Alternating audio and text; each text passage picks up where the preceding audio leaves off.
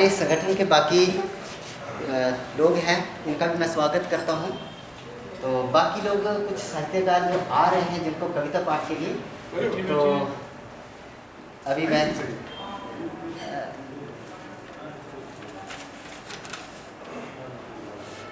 आपका मैम परिचय नहीं मैं आ जाइए, आप भी आ जाइए प्लीज। आई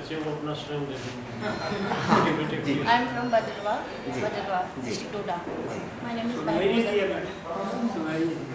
मेरा नाम महरोज है जी। हम जम्मू से अभी आए हैं जी। तो मैं जा रही हूँ बदरवा। हम चंबा देखने आए हुए। अरे वेरी गुड, स्वागत है आपके चंबा में। आज हमारी किताब का विमोचन होने जा रहा है, ललिते ललित की श्रेष्ठ कविताएं। तो फिलहाल हमारी दो संस्थाएं हैं, साहित्य कला संस्कृति मंच चंबा की ओर और क्लासिक एरा पब्लिकेशन की ओर से इसका विमोचन किया जा रहा है। एक्चुअली मैंने ज्वाइन किया हुआ है ह्यूमन राइट्स जी। ह्यूमन राइट्स की वाइस चेयरमैन हूँ। जी। मुझे अच्छा लगा यहाँ पे अटेंड करने आ गई। बहुत अच्छा।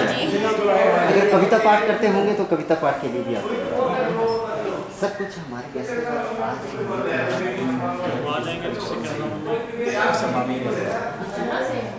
जम्मू से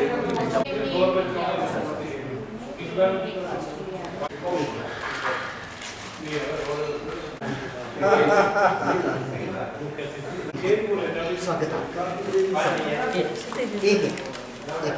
एक हाँ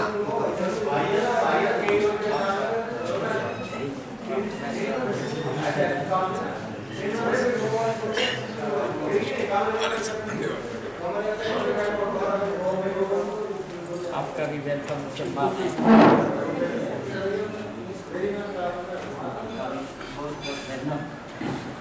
चंबा में आपका बहुत ही स्वागत। ये हमारे गेस्ट हैं और हमें बड़ा अच्छा लगा कि आप आए हैं। इसका मतलब है कि आप साहित्य में रुचि रखते हैं, हमें बड़ा अच्छा लगा।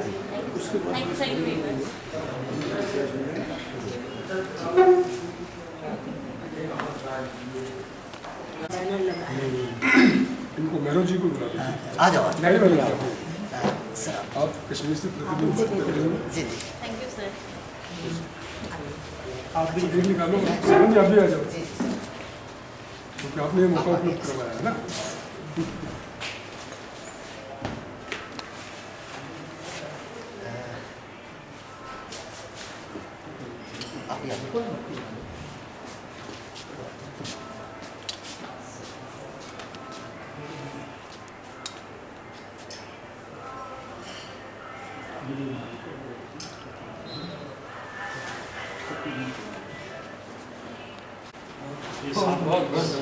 साठवीं पुस्तक है कविता की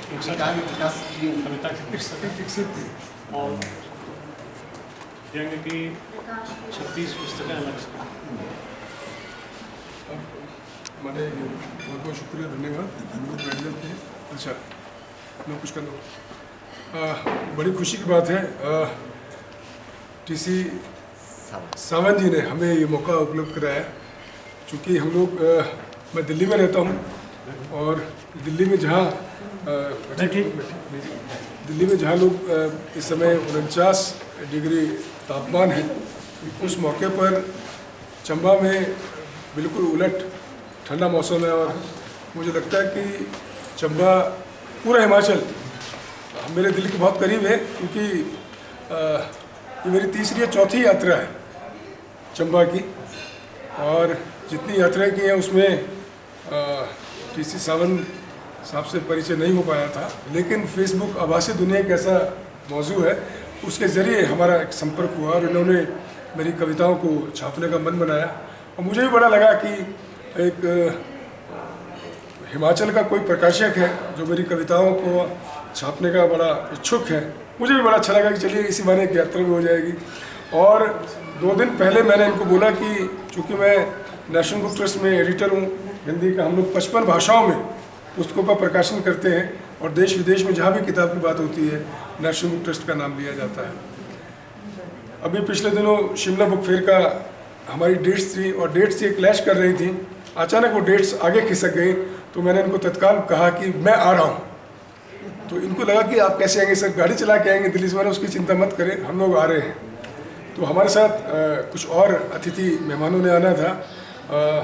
कोरोना भी ख़त्म नहीं हुआ, किसी एक के परिवार को कोरोना हुआ, किसी के परिवार में कुछ डिस्टर्ब हुए।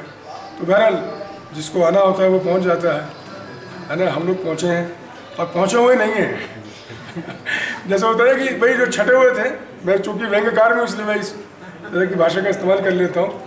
और मुझे अच्छा लगा कि गुप्ता जी से पहली बार मुलाकात हो रही है और नीरज जी से शायद मैं पहले मिल चुका हूँ, जैसे इन्होंने आते ही पहचान लिया, खींच के लाए। हाँ, खींच के लाए। और संजीव जी हमारे मित्र हैं, लेखक हैं, और परिचय सावंत साहब ने दे दिया।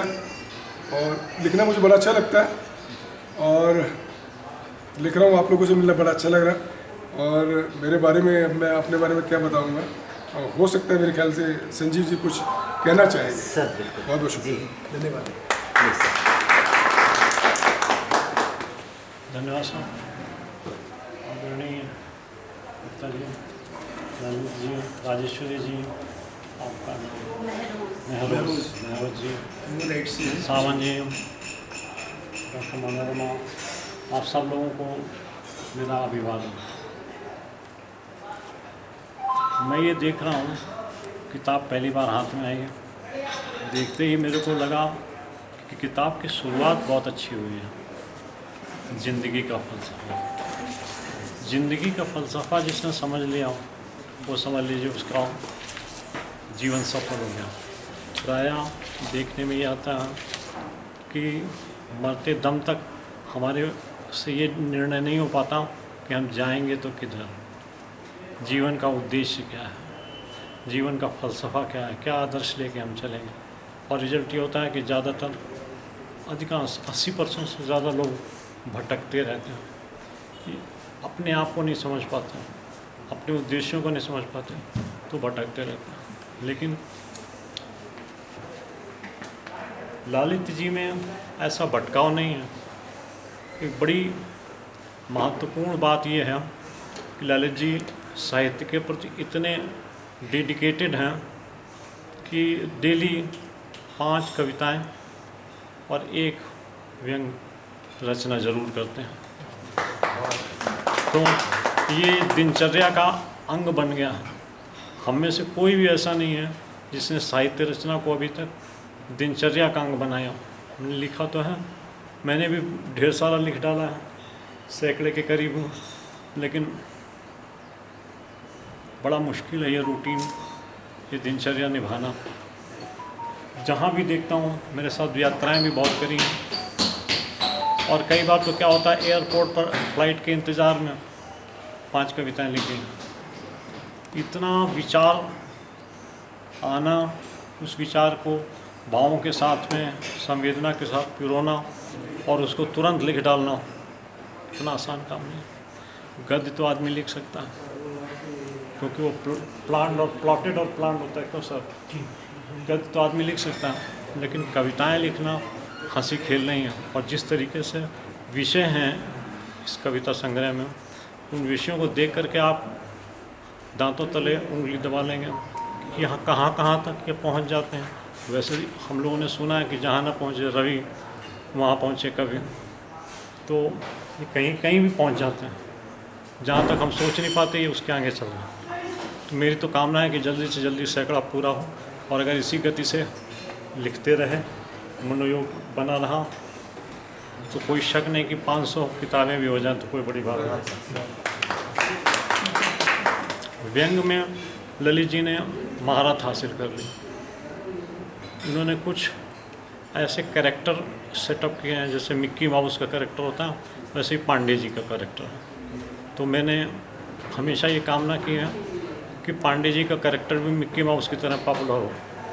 अब तक 36 किताबें व्यंग में लिखी जा चुकी हैं और अर्धशतक की ओर तेज़ी से बढ़ रहा है। तो हमारी कामना है कि 2022 में अर्धशतक उसका भी पूरा हो जाए। हम चंबा पहले कभी नहीं आए थे। जब चंबा का जिक्र हुआ तो डलहौजी और खजियार भी आसपास दिखाई पड़ गया, तो हमने सोचा कम से कम यहाँ की हवा तो हमें लेनी ही चाहिए, और चंबा का प्रोग्राम अचानक बन गया और आज सफल हो गया। बड़ा सुंदर परिक्षेत्र है डलहौजी, चंबा, खजियार भी देखा नहीं है। बहुत ही अच्छा माहौल है, बहुत ही अच्छे लोग हैं, किस तरीके से सपोर्टिव रहते हैं। हम रास्ते में कहीं पूछताछ करते थे तो बड़े प्रेम से, बड़े मनोयोग से लोगों ने हमें रास्ता बताया। तो मैं हैप्पी हूँ, खुश हूँ ये देख करके कि चंबा जैसे शहर में इतने सारे लेखक और कविगण हैं। बहुत सारे साहित्यकार तो किन्हीं न किन्हीं कारणों से नहीं भी आ सके होंगे, तो एक छोटे से शहर में जो साहित्य रचना हो रही है वो अभिभूत करने वाली हैं। और हमारे सावंत जी, उन्होंने एक और सुविधा प्रदान कर दी है प्रकाशन की। वैसे हिमाचल के कई लोगों की किताबें हमारे प्रकाशन संस्थान ने, इंडिया नेट बुक्स ने प्रकाशित की हैं, लेकिन अब सावंत जी भी साथ में आ गए हैं, तो मुझे लगता है कि यहाँ के साहित्यकारों को किसी भी प्रकार की परेशानी नहीं आनी चाहिए, और सावंत जी को भी नहीं, क्योंकि हम सावंत जी के साथ जुड़ चुके हैं। इंडिया नेट बुक्स 4 साल पहले, लगभग 4 साल पहले सेटअप की थी मैंने। मूल रूप से तो मैं साहित्यकार हूँ, साहित्य पर 95 किताबें मेरी हो चुकी हैं संपादित मिलाकर, और 36 किताबें हमने कानून में लिखी, कानून के विषय में। वैसे तो 131 किताबें हो चुकी, लेकिन अभी साहित्य का सैकड़ा पूरा करना। कल मैं कह रहा था ललित जी से, यहाँ का माहौल ऐसा है कि हफ्ते भर यहीं आके रहो और लिखते रहो सुबह शाम कहीं घूमो फिरो और लिखते रहो, तो बड़ा अच्छा माहौल है। और हमें पूरी आशा है कि हमारी साहित्यिक मंडली यहाँ पर साहित्य को एक महत्वपूर्ण दर्जा दिलाने का काम कर रही है और करती रहेगी। जहाँ कहीं भी किसी भी लेखक को या सावंत जी को किसी भी प्रकार की परेशानियाँ, इंडिया नेट बुक्स हमेशा सेवा के लिए उपलब्ध रहेगा। मैं इन्हीं शब्दों के साथ मैं सावंत जी को माइक देता हूँ। आप आएंगे। धन्यवाद। कुछ हमारे साहित्यकार और जुड़ गए हैं। मैं परिचय करवाना चाहूँगा मैडम लीला ठाकुर जी का। ये साहित्यकार हैं, चंबा की जाने मानी साहित्यकार हैं, और हमारे बीच भूपेंद्र जसरोटिया सर आ गए हैं। ये चंबा के बहुत उम्दा कवि हैं, और चंबियाड़ी में, ठेठ चंबियाड़ी में इनकी जो कविताएं हैं वो बहुत ही मतलब मन को छू जाती हैं। और हमारे अतिथिगण जो है सुनेंगे, जरूर सुनेंगे। मैं कहना चाहूँगा कि हमारे जो आमंत्रित थे, हमारे आमंत्रित जो विद्वान जन थे, डॉक्टर प्रेम जन्मेजय जी संपादक हैं गंगे यात्रा दिल्ली के। ये किसी कारणवश मेडिकल वजह से नहीं आ पाए जी। और प्रोफेसर राजेश कुमार सर थे, ये भी नहीं आ पाए। रणविजय राज जी ये भी नहीं आ पाए। तो चलो अगली बार बेशक ज़रूर चंबा में आने का मौका मिलेगा सबको, तो ज़रूर आएंगे। तो हमारे बीच रेजू राम जी श्री आ गए हैं। सर आ जाइए आगे जी। तो धीरे धीरे हमारे कवि लोग जो है वो आना शुरू हो गए। सर आप जी बिल्कुल सर। आज हमारे जो मुख्य अतिथि हैं वो कुछ बोलना चाहेंगे तो प्लीज़ सर।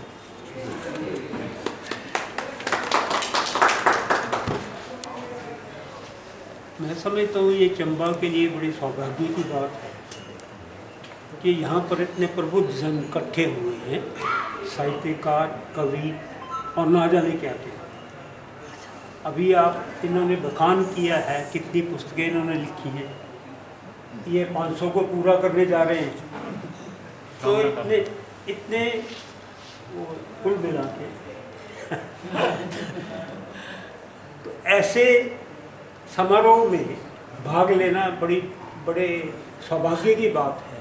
और मैं समझता हूँ कि भाई ये जो यहाँ पर, और मुझे ये कहा गया कि भाई दिल्ली से आने के लिए कई महानुभाव को परेशानियों का सामना करना पड़ा, व्यक्तिगत पारिवारिक। लेकिन मैं समझता हूँ कि चंबा इतनी दूर है, यहाँ आने के लिए बड़ा जिगरा चाहिए। और जो लोग पहुँचे हैं, जो लोग यहाँ पहुँचे हैं, उनका मैं दिल से स्वागत करता हूँ।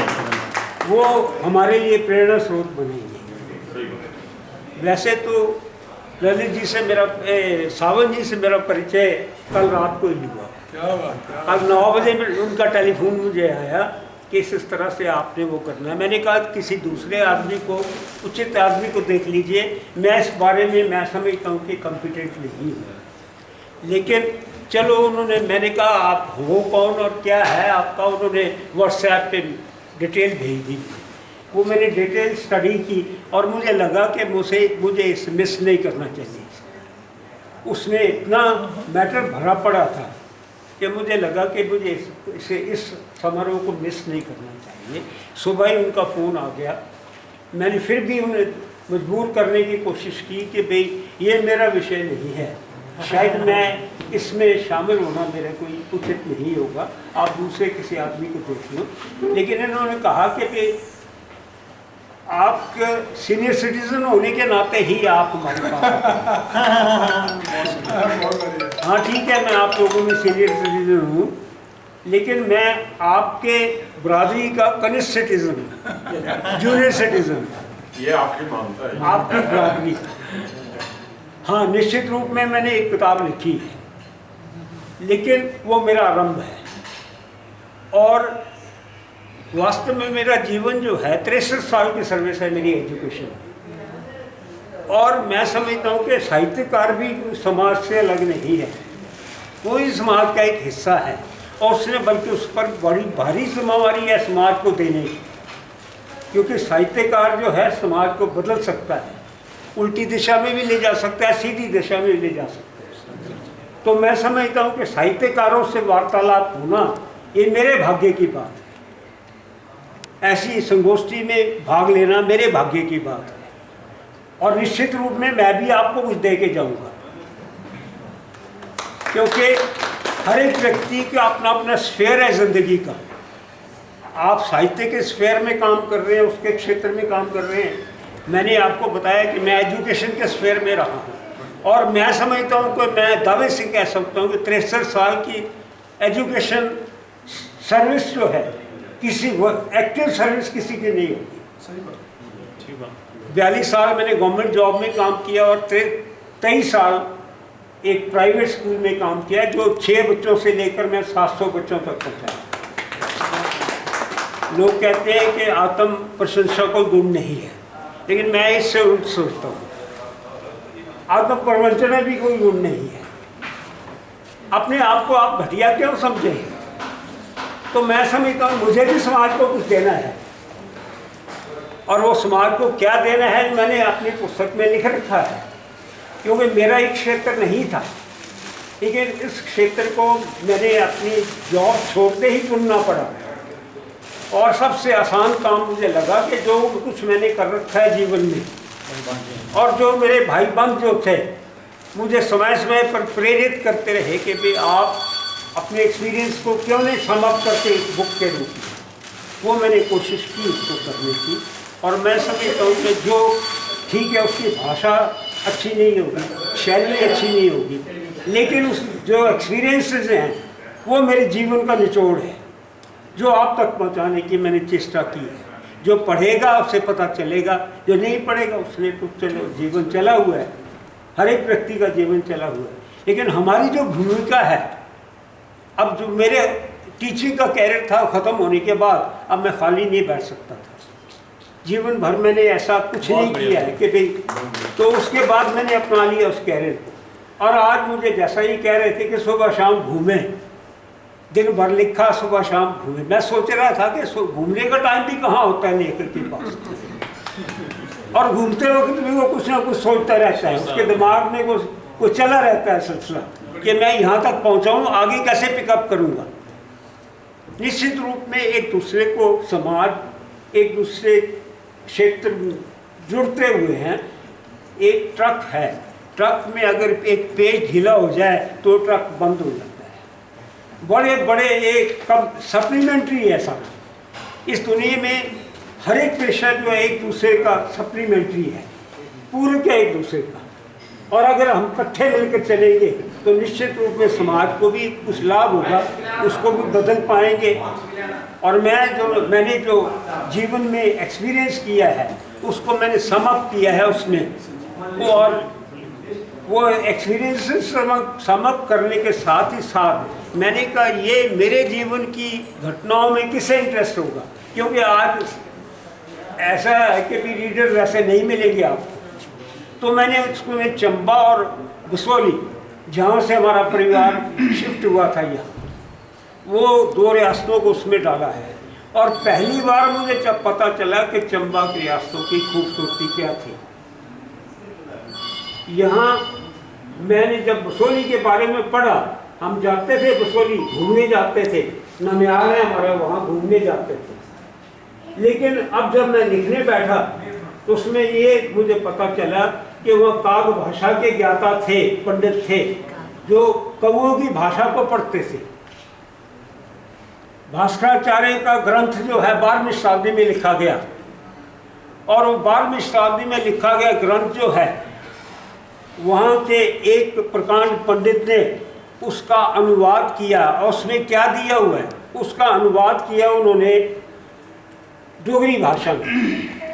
और उस डोगरी भाषा में वो लीलावती 4 हिस्सों में है वो ग्रंथ। लीलावती नाम का ग्रंथ जो था वो बाप और बेटी का वार्तालाप होता है। बेटी अपनी क्रोस्टी के, जो आज हमारे दिमाग में क्रोस्टी है, जो आज हम प्रश्न करते हैं कि दुनिया गोल कैसे है, ये कहते हैं दुनिया गोल है, हमें तो चपटी दिखती है। यही प्रश्न लीलावती ने अपने पिता से किए थे, उनके व्यवहारिक भाषा में उत्तर दिए गए हैं।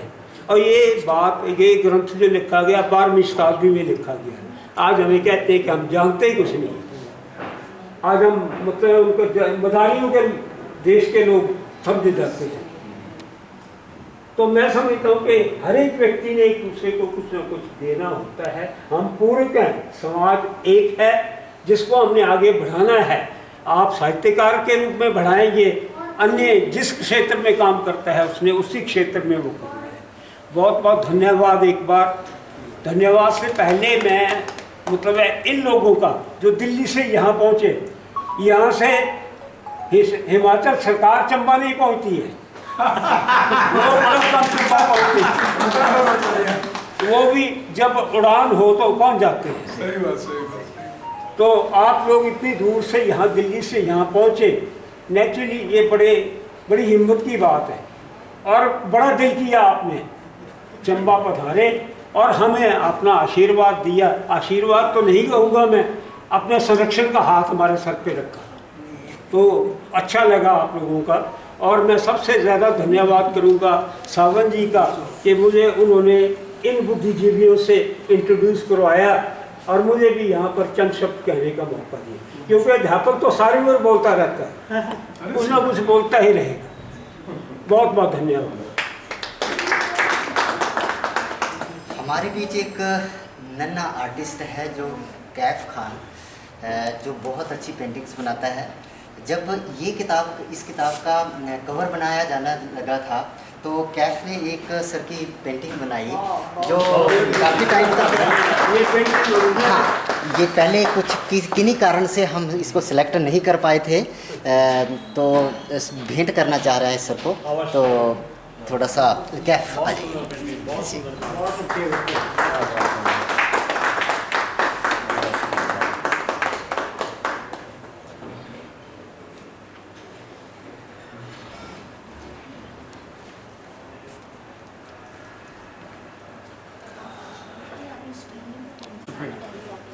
इधर आओ। ये बहुत अच्छा काम किया और बड़ी अच्छी प्रतिभा का प्रदर्शन है इसको में मिल रहा है। इतनी लाइवली फोटो मुश्किल से कोई बना सकता है। Keep it up. बेटा आशीर्वाद लो सर ये फैमिली आर्टिस्टों की बड़ी लाइवली हाँ चंबा से।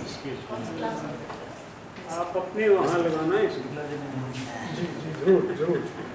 मैं आमंत्रित करना चाहूँगा हमारे बीच जो चंबा के साहित्यकार हैं चंचल सरोदवी जी, संजीव सर को इन्होंने शॉल पहना के स्वागत करना है।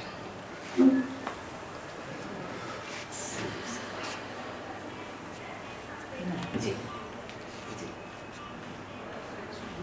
डॉक्टर संजीव। हमारे बीच कॉलेज के प्रोफेसर हैं डॉक्टर संतोष कुमार जी, हमारे मित्र हैं, तो प्लीज़ आप आइए और डॉक्टर ललित सर को शॉर्ट करें।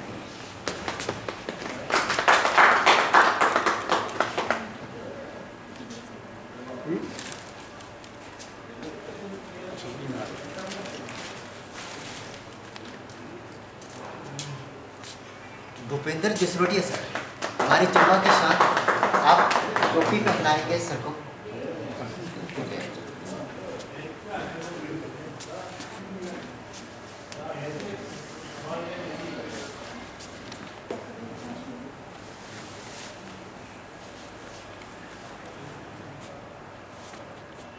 वाह, अब लग रहे हैं माननीय चंबा के हो गए आप। माननीय श्री रिजुराम जी सर को टोपी पहनाएंगे, डॉक्टर संजीव सर को। इधर से आइए।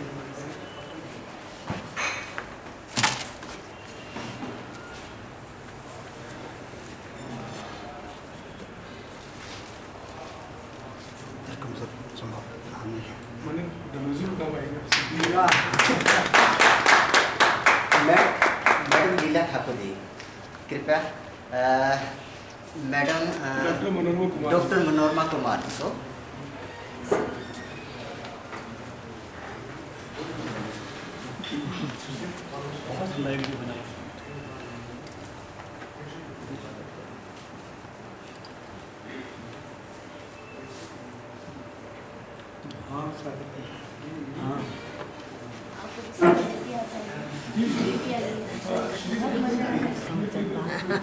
तो पढ़ती बदलवा यहाँ से कम डिस्टेंस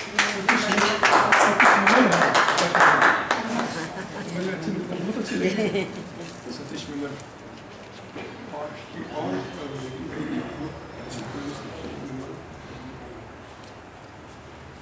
मधु जी, मैडम राजेश्वरी मंडोरा जी को स्वागत करना है।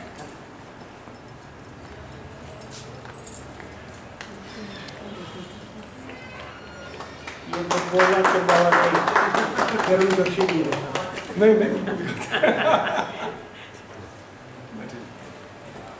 मैं एक पुस्तक भेंट करना चाहता थैंक यू, धन्यवाद आपका। हूँ, आप पढ़िएगा ज़रूर। और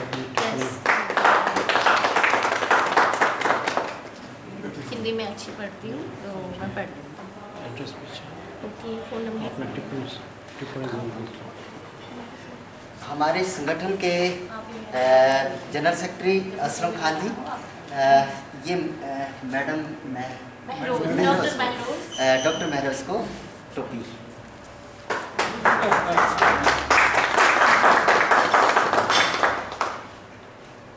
सब बेटा भी आएगा, हाँ वो अभी ऊपर चला गया। बुला लेते हैं अच्छा वो आएगा जब तक। तब। अब हमारे आप आ जाइए। हमारे महाराज सिंह परदेसी जी, हमारे मुख्य अतिथि जो हैं गुप्ता सर, इनको स्वागत करना है इनका।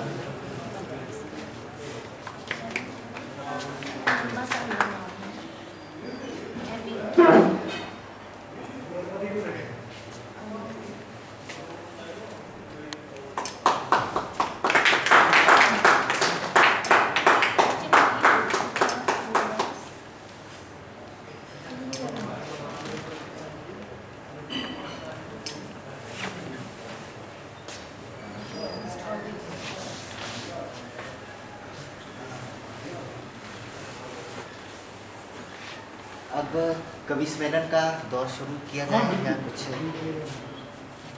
मतलब मुझे लगता है कि मतलब हमारे बीच में श्रीनगर से नेहरू जी है, श्री जी से आरंभ किया जाए। कोई कविता आप सुनाना चाहें? थोड़ा सा, हाँ, ये अपने बारे में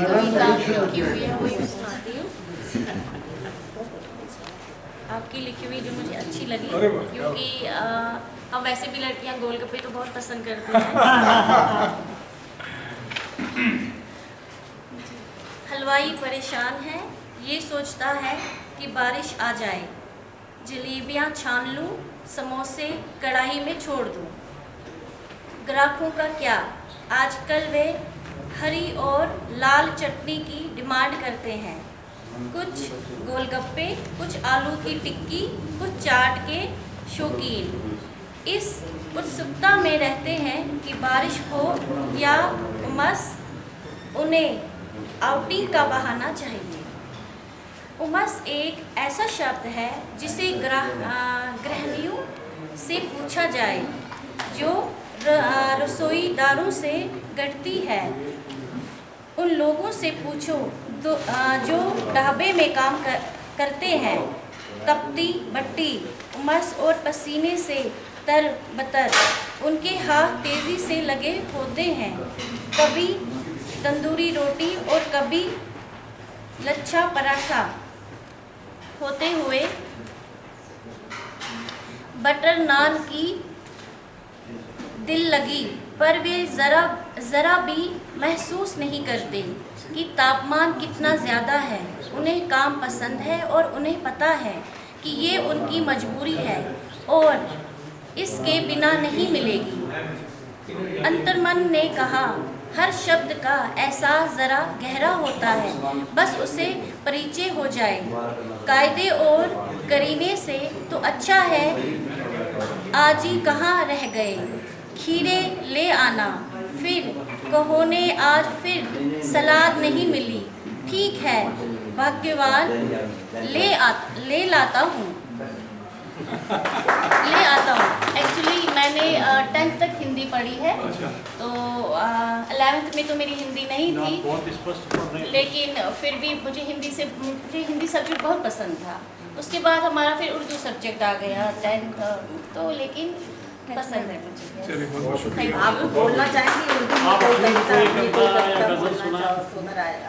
गजल कविता तो मुझे कोई भी गजल ये मेरे से बोलने से आएगा। फोन तो मेरे पास आया नहीं आपको अभी। फ़ोन करना चाहिए 10:30 वालों को नाम। मुझे वैसे बहुत ये हिंदी मुझे अच्छी लगती है। मैंने आज सर की, डॉक्टर साहब की यही कविता आपको सुनाई। Thank you very much.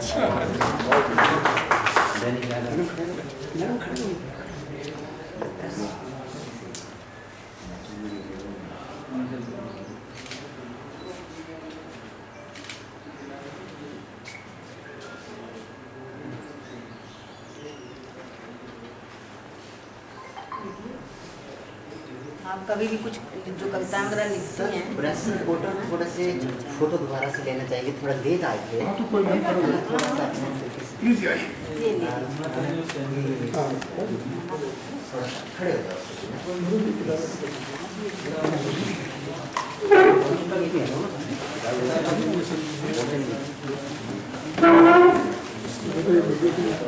फिर वही सर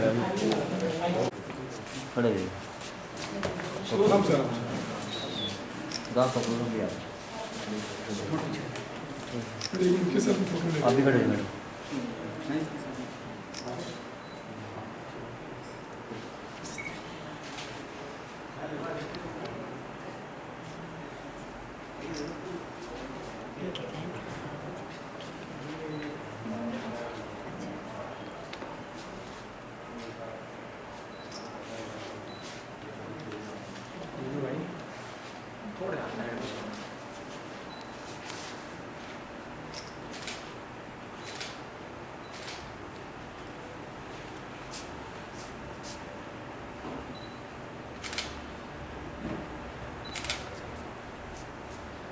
देखिए आप बेटा दे रखा ना, आप ये फोटो देती है।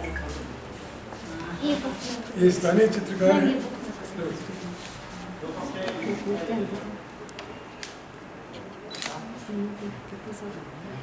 सर थोड़ा सा आगे देखो आप सर।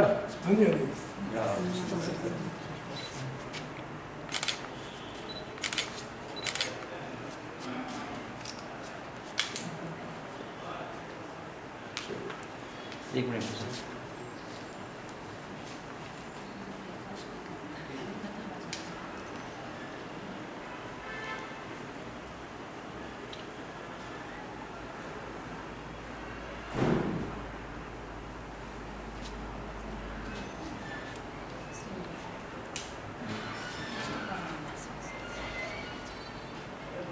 Thank you. ये लीजिए।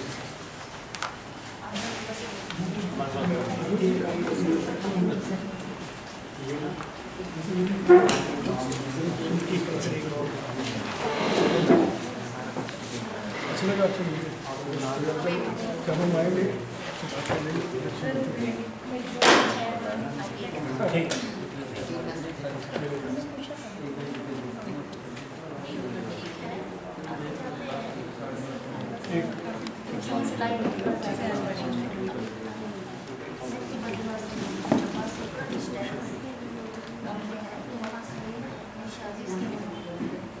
मीनू। हाँ जी सर।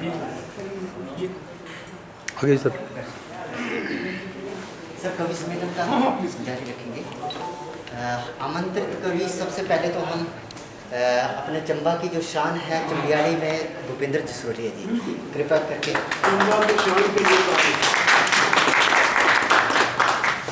तो आप सभी का यहाँ आने पर स्वागत है। जिन लोगों को हम व्हाट्सएप पर और अखबारों में किताबों में देखते थे, आज रूबरू होने का मौका मिला, ये हमारे लिए बहुत ही सौभाग्य की बात है। आपको नमन बंदन प्रणाम सभी को। तो मैं ज़्यादा भूमिका ना बांधता हुआ सीधे सावन जी ने जैसे कहा कि चंबियाली के लिए मेरा बताया, तो मैं चंबियाली कविता ही आपको सुनाना चाहूँगा। तो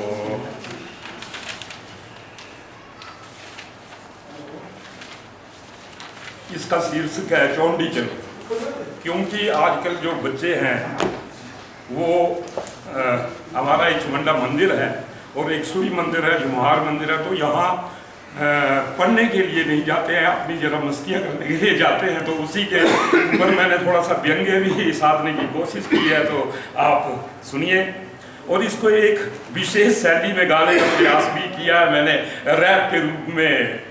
यानी कि मैं वैसे तो 63 वर्ष का हूँ, लेकिन रैप को भी थोड़ा सा गाता हूँ ताकि थोड़ा जवानी का एहसास बना रहे।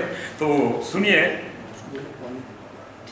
चौंडी चलो, चौंडी चलो, चौंडी चलो, चौंडी चलो, पैड़ी पैड़ी बूटे बूटे लाने सूटे खाने झूठे, चौंडी चलो, चौंडी चौंडी चलो, चौंडी चौंडी चलो, सूई चलो बड़ा बड़ा डेरा तोपो घना घना, फोटो लैनी सेल्फी लैनी घूटे लाने गाने गाने, चौंडी चलो, चौंडी चौंडी चलो, चौंडी चौंडी चलो, चौंडी चौंडी चलो, लोड़ा चलो पैड़ी पैड़ी सिंडा लांदे, गंद पांदे लेज खांदे, कोक बिंदे खाली खोल सुट्टी जांदे, चौंडी चलो, चौंडी चौंडी चलो, चौंडी चौंडी चलो, जुमार चलो गड्डी ले बूटे हेठ लम लेट, आखी मिट्टी सोई जांदे, आखी मिट्टी सोई जांदे, उठी करी लेरा पांदे टबरा आखी धूड़ पांदे, चौंडी चलो, चौंडी चौंडी चलो, चौंडी चौंडी चलो, चौंडी चौंडी चलो, पढ़ी करी कह लेना पाठ ता हुंदा रहना, पैसा भी इंदा रहना गरेता, जो डंड देना गरेता,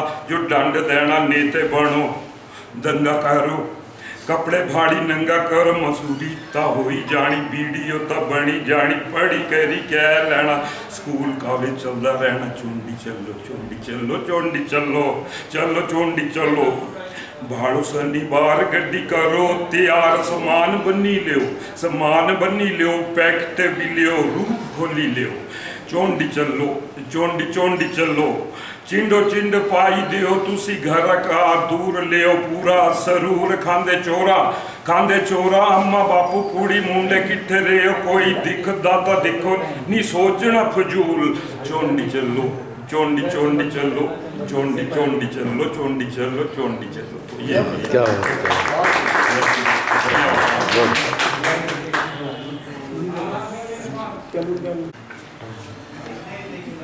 अब हमारे बीच कविता पाठ के लिए आएंगी लीला ठाकुर मैडम। स्वागत। नमस्कार, मैं धन्यवाद करती हूँ अपने टीसी सावंत जी का, जिन्होंने हमें इतने बड़े व्यक्तित्व से मिलने का अवसर प्रदान किया। तो ज़्यादा ना बोलते हुए मैं अपनी पोइम शुरू करती हूँ। मैं हिंदी में लिखने का प्रयास कर रही हूँ, इतनी बड़ी कवियात्री नहीं हूँ, पर जैसे साहित्य के सागर के किनारे कंकड़ नहीं, आप तो कंकड़ चुन रही हूँ। मेरी आई साइट थोड़ी वीक है, इसलिए मुझे दिक्कत आती है पढ़ने में। ना तो मैंने कुछ नारी के ऊपर लिखा है, बेटी के ऊपर खासकर, कि गर्भस्थ बेटी जो है वो अपनी माँ को क्या कह रही है कि मुझे नष्ट ना करो। तो 2 लाइनें मैं बेटी के लिए बोलूँगी। बेटियाँ अभिशाप नहीं, बेटियाँ अभिशाप नहीं, आंगन का श्रृंगार नहीं, मत उजाड़ो इनके अस्तित्व को, इन्हीं से तो संसार है। अब गर्भस्थ कन्या क्या कहती है अपनी माँ से? हे जन्मदायिनी ममता मय माँ, तूने ये विश्व बनाया। हे जन्मदायिनी ममता मय माँ, तूने ये विश्व बनाया। तूने ही विश्व में ममता का परचम फहराया। पर मेरे जन्म पे आज तेरे मन में ये संशय क्यों उपज आया कि मेरा जन्म रुकवा के तूने उससे सुंदर संसार छुपाया।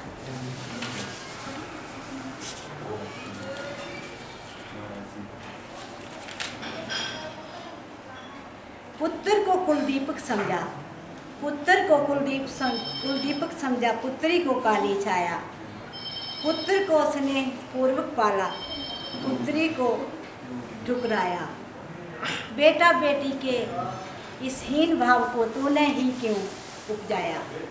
हे जन्मदायिनी ममता मय माँ, तूने ये विश्व बनाया। तूने ही तो विश्व में ममता का परचम फहराया। देख माँ, मैं तेरा अंश हूँ, तुझे देखने के लिए व्याकुल हूँ, पर तू ही नहीं देखना चाहती मुझे। इस पर मैं हैरान हूँ, मुझे नहीं देखने का तूने क्यों ये मन बनाया। हे जन्मदायिनी ममता में माँ, तूने ये विश्व बनाया। तूने ही तो विश्व में ममता का परचम फैलाया। माता पिता आप दोनों की युगल उपलब्धि हूँ मैं। दुनिया में आप दोनों को का नाम ऊंचा करना चाहती थी मैं। अपनी ही कल्पनाओं के मुखड़े को आपने अपने शरीर के टुकड़े को अंतर्गर्भ में ध्वस्त करने का क्यों तूने मन बनाया। हे जन्मदायिनी ममता मय माँ, तूने ये विश्व बनाया।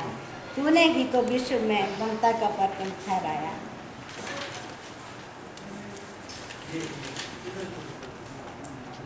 रानी झांसी इंदिरा गांधी ये भी तो थी भारत की बेटियां। इन्हीं से तो महकी है माँ भारती की बगिया। और मैं भी दुनिया में आकर अपना कीर्तिमान बनाना चाहती थी और यहाँ तेरा नाम चमकाना चाहती थी। मेरी इस उन्नत विचारों की शाख को तूने ही क्यों काट गिराया। हे जन्मदायिनी ममता मय माँ, तूने ये विश्व बनाया। तूने ही तो विश्व में ममता का परचम फहराया। पर आज मेरा जन्म रुकवा के तूने क्यों मुझसे ये सुंदर संसार छुपाया। हे जन्मदायिनी ममता मय माँ, तूने ये विश्व बनाया। Thank you. बहुत बहुत धन्यवाद लीला ठाकुर जी। हमारे बीच कई नवोदित रचनाकार भी हैं जिनको मौका देना बड़ा ज़रूरी समझते हैं हम। तो गोविंद जी हैं, गोविंद जी अपनी काव्य पाठ के लिए आभारी।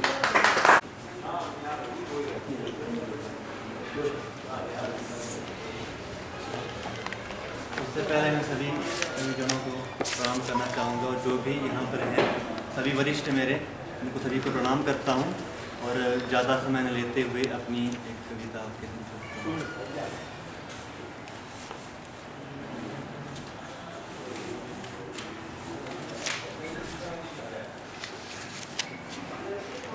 मेरी कविताओं के बोल हैं कि जब होंगे जवां होंगे जाने कहाँ, कि जब होंगे जवां होंगे जाने कहाँ, पनपे हैं जो सपने इस दिल में, कि जब होंगे जवां होंगे जाने कहाँ, पनपे हैं जो सपने इस दिल में, ना जाने होंगे कहाँ, जब होंगे जवां ना जाने होंगे कहाँ। सपने हैं ख्वाहिश हैं कुछ करने की साजिश है, सपना है ख्वाहिश है कुछ करने की साजिश है, कि है साजिश सी ये ज़िंदगी, कि है साजिश सी ये ज़िंदगी भी, जो सपने हैं वो कहाँ होंगे जब होंगे जवां ना जाने कहाँ। क्या फिर भी यूं ही नादां होंगे, फिर भी यूं नादां होंगे, जाने भटकते जाने कहाँ होंगे, जब होंगे जवां ना जाने कहाँ होंगे, जब होंगे जवां ना जाने कहाँ होंगे। एक और है, अगर चाहें आप तो, यादें तेरी ऐ सनम, यादें तेरी ऐ सनम कैसे भूल पाएंगे, यादें तेरी ऐ सनम कैसे भूल पाएंगे। क्या बात। आना जाना रहेगा हर वक्त इश्क की गलियों में, कि आना जाना रहेगा हर वक्त इश्क की गलियों में, बता फिर ऐ सनम तेरा चेहरा कैसे भूल पाएंगे, कि बता ऐ सनम तेरा चेहरा कैसे भूल पाएंगे। कि सन से बहती ये हवा फूलों से महकी ये फ़िज़ा, कि सन से बहती ये हवा फूलों से महकती ये फ़िज़ा, दीदार को तेरे तरसे अखियाँ, दीदार को तेरे तरसे ये अखियाँ, तड़पाई मुझको सारी रतियाँ, तड़पाई मुझको सारी रतियाँ। तेरी यादों में रहकर इन फ़िज़ाओं में खोने को दिल करता है, कि तेरी यादों में खो के इन फ़िज़ाओं में खोने को दिल करता है। रहे क्यों ना पास मेरे हर वक्त ये दिल कहता है, कि रही क्यों ना तू पास मेरे हर वक्त ये दिल कहता है। कि सन से बहती ये हवा फूलों में महकी ये फ़िज़ा, कि तड़पाए मुझको ये सारी रतियाँ, तड़पाए मुझको ये सारी रतियाँ।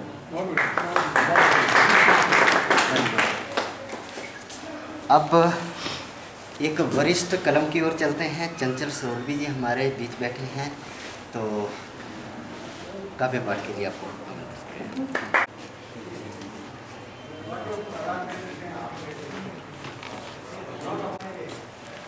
मैं मुख्य अतिथि महोदय और सुदूर दिल्ली से आए हुए प्रख्यात वरिष्ठ साहित्यकारों का मैं चंबा की इस भूमि पर स्वागत करता हूँ। मैं छोटी सी एक हिंदी में और एक अपनी भाषा चंबियाली में कविता पेश करने जा रहा हूँ, छोटी छोटी। तो मुझे उम्मीद है कि आप ध्यानपूर्वक सुनेंगे। मेरी कविता का शीर्षक है धुंधली सी परछाई। नीर निधि के किनारे खोया था सपनों में, नीर निधि के किनारे खोया था सपनों में, बोझिल पलकें उठाई जब मैंने अनुरक्ति का देख इशारा। नीर निधि के किनारे खोया था सपनों में, बोझिल पलकें उठाई जब मैंने अनुरक्ति का देख इशारा। झनझना उठा काया का ढांचा सारा, झनझना उठा काया का ढांचा सारा। आंचल में क्षितिज के अलंकृत थी एक चकोरी, आंचल में क्षितिज के अलंकृत थी एक चकोरी। फूले मन से लिया बाहों में समेट, फड़फड़ाई मदहोशी ने पहना दी मुंदरी, फड़फड़ाई मदहोशी ने पहना दी मुंदरी। और फिर अचानक काली बदली ढांपने लगी अपने आंचल में मुझे और उसे, और फिर अचानक काली बदली ढांपने लगी मुझे और उसे अपने आंचल में। पर जब देखा भीतर झांक कर मन की गहराइयों में बैठी है बेरहम चुरा कर दिन का चैन रात की नींद। जब निहारता हूँ आंखें मीच यादों के झरोखों से, जब निहारता हूँ आंखें मीच यादों के झरोखों से, तो उसकी और अपनी पाता हूँ एक धुंधली सी परछाई, एक धुंधली सी परछाई। एक अपनी चंबियाली कविता मैं तुम्हारे सामने पेश करने लग्या है। आजकल के दौर के मुताबिक चंबे वाले तो सारे समझ गए। मेरे कविता का शीर्षक है मिंजो पीण दे चुकाई। मिंजो पीण दे चुकाई। 8 थे बजी गयो रे मैं रेडियो सुनता था लम्योरे लम्योरे। 8 थे बजी गयो रे मैं रेडियो सुनता था लम्योरे लम्योरे। गाने सुनने का आंदा थी बड़ा आनंद। गाने सुनने का आंदा था बड़ा आनंद। खिड़की का अम्मा आंदी दिखी मैं समझी गया आवे होना खुफंद। खिड़की का अम्मा आंदी दिखी मैं समझी गया आवे होना खुफंद। अम्मा आंदे कने कड़की करी बोली। अम्मा आंदे कने कड़की करी बोली पीण रखे तोली ले करी जाकर आटा नहीं तो राती लगना फाका। अम्मा आंदे कने कड़की करी बोली पीण रखे तोली ले करी जाकर आटा नहीं तो राती लगना फाका। कुतकारी तेरी BA MA दी पढ़ाई आज तक कर दिल्ली नहीं की कमाई। कुतकारी तेरी BA MA दी पढ़ाई आज तक दिल्ली नहीं की कमाई। तेरे कथा खरा मेरा लोकड़ा पुत्र नाई। तेरे कथा खरा मेरा 5वीं पास लोकड़ा पुत्र नाई। जिनी घर रखे दे चलाई। जिनी घर रखे दे चलाई। जिनी घर रखे दे चलाई। एक मिनट। तेरे कथा खरा मेरा लोकड़ा पुत्र नाई। जिनी घर रखे दे चलाई। उठ खड़ा मत करे अड़सेठ। उठ खड़ा मत करे अड़सेठ। रसोले करंडी विच सागे दी प्लेट ते रोटी न तदे रेट। उठ खड़ा मत करे अड़सेठ। रसोले करंडी विच सागे दी प्लेट ते रोटी न तदे रेट। रोटी खा ते पीण पिया। मैं रेडुआ किता बंद। मैं रेडुआ किता बंद। मेरे मन विच बड़ी भारी हलचल लगी चलना। मेरे मन विच बड़ी भारी हलचली लगी चलना। मैं रेडुआ दिता बजाई मेरे मन विच प्रश्न ने हलचल मचाई। मैं रेडुआ दिता बजाई मेरे मन में प्रश्न ने हलचल मचाई। एक अगे अग फकदी है महंगाई। एक अगे अग फकदी है महंगाई। आवे जा त जा कुताई। अबे तुसी दसा अबे मैं जा त जा कुताई। मैं रसोले जाए रोटी तपाई अम्मा जो अकलाई। मैं रसोले जाए रोटी तपाई अम्मा जो अकलाई। मिंजो पीण दे चुकाई। मिंजो पीण दे चुकाई। नमस्कार। इससे पहले कि ये गोष्ठी जो समापन की ओर जाए मेरे मन में बात रह जाएगी। मैं चाहूँगा कि सावन जी जिन्होंने चंबा के रेगिस्तान में ये हरी भरी बगिया लहराई है मैं उनको अभिनंदन करूं और उनका धन्यवाद भी करूं। बहुत बहुत सर का बोलना है कि बीच बीच में घोड़े भी चलते रहें तो ठीक रहेगा। चलो है ना क्योंकि ठंडे न पड़ जाए। तो अब अगले आंटी जो भी मान लीजिए मीरा ठाकुर जी उनकी बदौलत आज मैं आपके समक्ष बोल पा रही हूँ। तो मुझे बहुत ही गर्व फील होता है महसूस होता है जब मैं अपने गुरु जी के सामने स्पेशली जो है अपनी एक हिंदी लिटरेचर से रिलेटेड ना होते हुए भी अपनी कविताएं पेश करने जा रही हूँ। मैं सबसे पहले चंद शब्द कहना चाहूँगी अपनी माँ के लिए। ये मेरे शब्द नहीं हैं, ये किसी अन्य के शब्द हैं। मैं अच्छे से सच्चाई के साथ बोलना चाहूँगी। दिन की रोशनी ख्वाबों को सजाने में गुजर गई। दिन की रोशनी ख्वाबों को सजाने में गुजर गई। रात की नींद बच्चों को सुलाने में गुजर गई। रात की नींद बच्चों को सुलाने में गुजर गई। जिस घर में उसके नाम की तख्ती नहीं लगी, जिस घर में उसके नाम की तख्ती तक नहीं लगी, उस घर को सजाने में सारी उसकी उम्र गुजर गई। सारी उम्र नाम की तख्तियाँ हैं, मर्दों की तो तख्तियाँ नहीं है। ये दौर था एक। तो मैंने एक देश भक्ति के ऊपर एक बड़ी प्यारी सी कविता लिखने की कोशिश की हुई है। तो मुझे आशा है कि आप सभी गौर फरमाएंगे। दौड़ पड़ती है वो मरने मारने की उमंग। दौड़ पड़ती है वो मरने मारने की उमंग। जब देखती हूँ उस तिरंगे के तीन रंग। जब देखती हूँ उस तिरंगे के तीन रंग। केसरिया श्वेत हरा ध्वज के तीन रंग। केसरिया श्वेत हरा ध्वज के तीन रंग। ले आए हैं आज़ादी की, ले आए हैं कुर्बानी की वो कहानी अपने संग संग। ले आए हैं वो आज़ादी की, ले आए हैं वो कुर्बानी की अपनी कहानी अपने संग संग।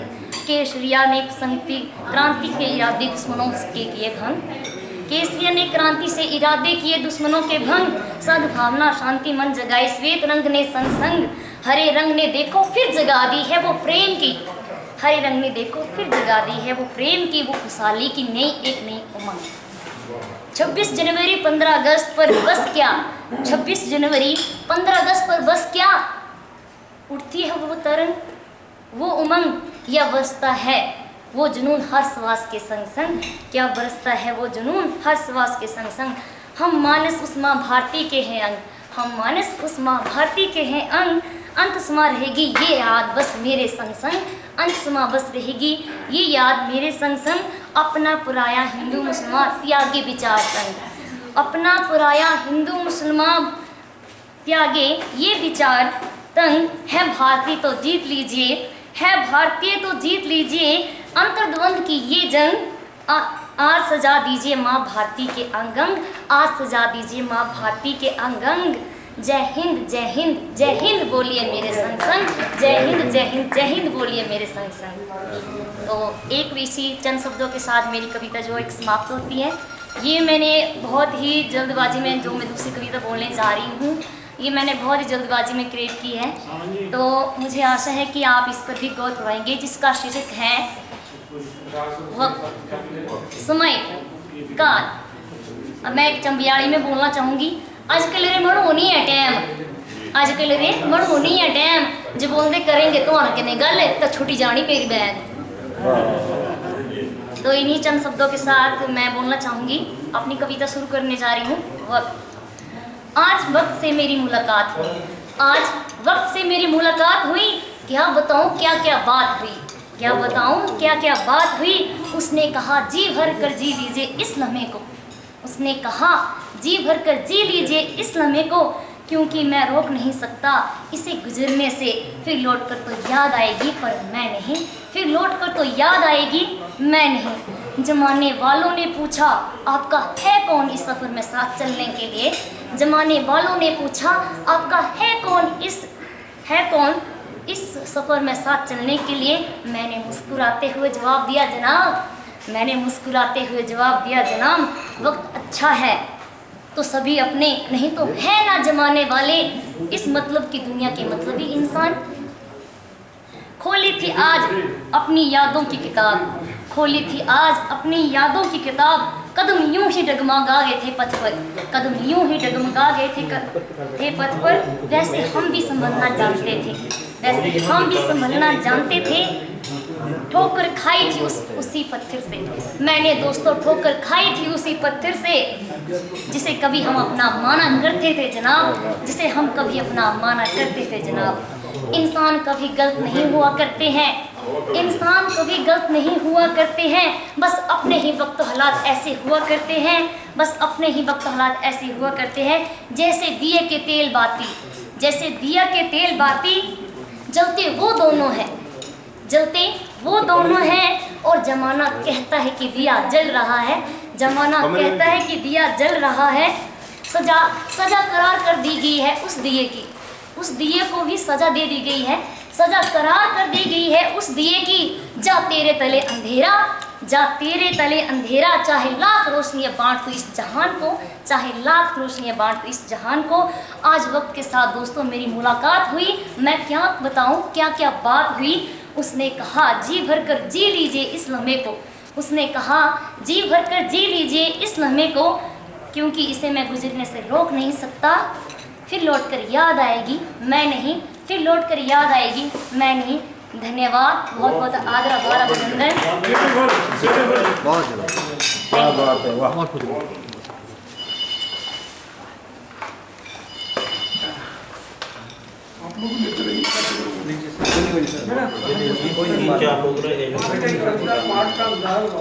हमारे बीच युवा कवित्री हैं रीना सहोत्रा जी, आ जाइए। के भी याद रहेंगे भी ये अपना है। ठीक है। आप सभी यहाँ उपस्थित महानुभावों को मेरी ओर से सादर प्रणाम। उम्मीद करती हूँ आपको मेरी रची हुई रचनाएं, छोटी छोटी रचनाएं जो मेरे भाव हैं, मेरे विचार हैं, आपको पसंद आएंगी। ये मेरी रचनाएं नहीं, मेरे भाव हैं, मेरे विचार हैं। सबसे पहले मैं पेश करना चाहूँगी। एक गरीब की जो दास्तान है, जो गरीब की आवाज़ है उस पे, और उम्मीद करती हूँ आप सभी शांति बनाए रखेंगे। गलती हो जाए तो प्लीज़ नज़रअंदाज करिए। तो शीर्षक है कि गरीब का दर्द। कोई क्यों नहीं समझता किसी गरीब का दर्द, कोई क्यों नहीं समझता किसी गरीब का दर्द। जिंदगी में पल पल घुटते रहना, क्या यही है गरीब का मर्ज। उसे भी शौक है शान शौकत से रहने का, शौक है उसे भी बड़े बड़े बंगलों में रहने का। अगर फरियाद करे हो तो इसमें क्या है हर्ज। जरा सोचो जिसे 2 वक्त की रोटी ना मिले, जरा सोचो प्यास से तड़पते को पानी ना मिले। अगर कोई अमीर पानी पिला दे या रोटी खिला दे तो इसमें क्या है हर्ज। जरा सोचो कोई गरीब गंभीर बीमारी से लड़ रहा है, जिंदगी की अंतिम सांसें गिन रहा है, पैसा नहीं इलाज करवाने के लिए। अगर कोई अमीर सहायता करे तो क्या पड़ता है फर्क। मानो पैसा दे भी दिया, मानो पैसा दे भी दिया, वो भी ब्याज का। जरा सोचो क्या वो गरीब कभी चुका पाएगा कर्ज। साथियों, अगर किसी की सहायता करो तो निस्वार्थ भाव से, अगर किसी को कुछ चाहो तो बड़े चाव से। क्या फ़ायदा तुम्हारे इंसान होने का, क्या फ़ायदा तुम्हारे इंसान होने का, जो तुम्हें डर है अपनी संपत्ति को खोने का। जरा समझा करो किसी गरीब का दर्द, थोड़ी संपत्ति उन पे लुटा दो तो क्या पड़ता है फर्क। रोटी तो रोज़ खाते हैं, रोटी तो रोज़ खाते हैं, कभी खाया करो गरीबों की हालात पे तरस, कभी खाया करो गरीबों की हालात पे तरस। धन्यवाद। ये थी एक, अब मैं एक और सुनाना चाहूँगी। तो कोरोना की वजह से कैसे जो हमारा जो भारत ही नहीं मतलब पूरे विश्व को कह सकते हैं कि तहस नहस सा हो गया, जो एक था सब स्थगित सा हो गया था। तो मैं इसे पेश करना चाहूँगी। यूं ही तो नहीं हुआ हराम विश्व का सोना, कि यूं ही तो नहीं हुआ हराम विश्व का सोना। एक बाज है महामारी का, एक बाज है महामारी का, नाम है जिसका कोरोना। कर दिया हराम उसने सोना, ला दिया सबके मुख पर रोना। स्वाभाविक है बड़ी बड़ी हस्तियों का सहसा संत्रस्त होना। खोए है पूरी दुनिया ने अनमोल हीरे, मुश्किल है अपने प्रियजनों से इतना दूर होना। कहीं बिछड़ा माँ से बेटा तो कहीं बच्चे हुए अनाथ, बिछड़े कहीं पे 2 दिल ऐसे जो कभी न मिलेंगे साथ। मिटा कहीं सिंदूर किसी का, कहीं पर सूनी हुई कलाई, कि मिटा कहीं सिंदूर किसी का, कहीं पे सूनी हुई कलाई। ये कैसा खेल विधि का है, हाय दुहाई है दुहाई। होती यदि ये लड़ाई ये किन्हीं देशों के बीच, तो उठा लेते हथियार, पर अफसोस अदृश्य शत्रु है चुपके से करता है बात। सलाम है उस खाकी वर्दी को जिसने ना मानी है हार। इसमें पुलिस वालों और डॉक्टरों का धन्यवाद करते हुए लिखा है। सलाम है उस खाकी वर्दी को जिसने ना मानी है हार। नमन है उस सफ़ेद हरी वर्दी को जिन्होंने बचाई अरबों की जान। कर्तव्य है हमारा हम करें उनका तहे दिल से सम्मान, भारत को सुरक्षित रखने में दें अपना योगदान। एक मेरी छोटी सी रचना है।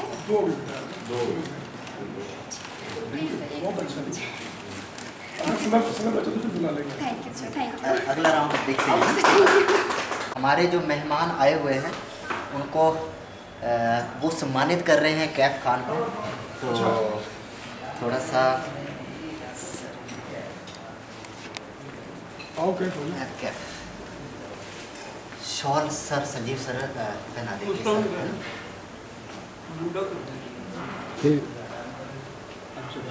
आइए आप उस तरफ आ जाओ। दोनों हाँ दोनों इनको साथ ले जाओ, इनको साथ ले लो। ये इसके पिता है। अरे आप भी बहुत बहुत बधाई भाई आपको भी। ऐसे होनहार बच्चे जो हैं। बहुत सारा कलेक्शन है, नेशनल वगैरह सब चीज़ ले चुका है ये भट के। चलिए बधाई। बहुत बहुत बधाई हो। मैंने कहा ना जारी रखना।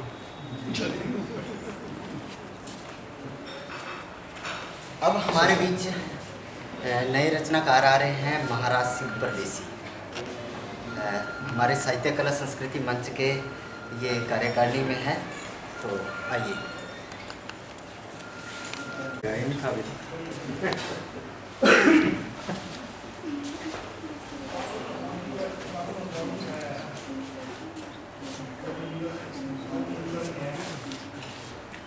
से आपकी खुशी की इबादत करते हैं। हम रब से आपकी खुशी की इबादत करते हैं। हम चंबा की पावन धरा पर आपका तहे दिल से स्वागत करते हैं। जाना चाहते थे हम न मथुरा न काशी, जाना चाहते थे हम न मथुरा न काशी थे, जाना चाहते हम न मथुरा न काशी थे। हम तो मात्र आपके दर्शनों के अभिलाषी थे, तो सर इन पंक्तियों के साथ ही मैं परिचय का ज़्यादा उन्हें बांधता हुआ कुछ पंक्तियां हैं जो आपके सामने पेश करता हूँ।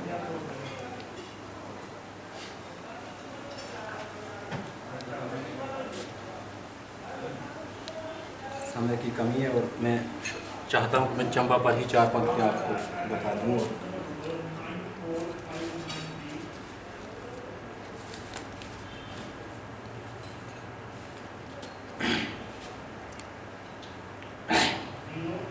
कितना है सुंदर प्यारा हो चंबे का, कसम तेरी चंबे का सुंदर नजारा हो।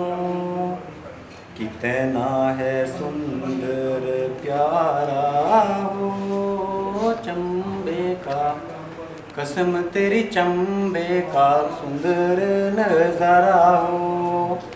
साए साए राविये की धारा हो चंबे का, कसम तेरी चंबे का सुंदर नजारा हो। फिर भी हमारे चंबा में आना, फिर भी हमारे चंबा में आना, कुदरत का कितना है यहाँ पे खजाना। यहाँ का है सब कुछ न्यारा हो चंबे का, कसम तेरी चंबे का सुंदर नजारा हो। चंबा के पहाड़ों में बर्फ सुहानी, झर झर झरनों का बहता है पानी। देख देख मन मेरा हारा हो चंबे का, कसम तेरी चंबे का सुंदर नजारा हो। चंबा के शहर का अपना इतिहास है, चंबा के शहर का अपना इतिहास है। रानी सोनेना की कहानी भी खास है। जान दे लाई पानी की धारा हो चंबे का, कसम तेरी चंबे का सुंदर नजारा हो। ऊंचे ऊंचे पर्वत कहीं पे मैदान है, मिंजीर मेले जा तेरे शान है। यहाँ का रिवाज बड़ा प्यारा हो चंबे का, कसम तेरी चंबे का सुंदर नजारा हो। महलवार चांजू डल मणि में है, अपना चंबा तो देवों का देश है। बैरा भले खजियारा हो चंबे का, कसम तेरी चंबे का सुंदर नजारा हो।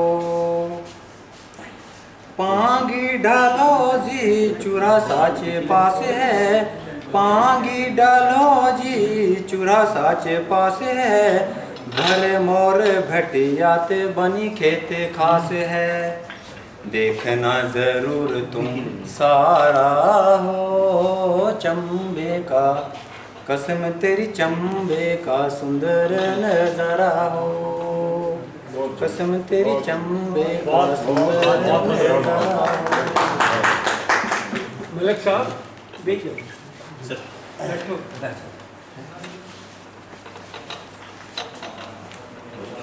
अब हमारे बीच राजकीय महाविद्यालय के प्रोफेसर हैं, हिंदी के प्रोफेसर हैं, डॉक्टर संतोष कुमार जी। मैं उनसे आग्रह करूंगा कि कविता पाठ के लिए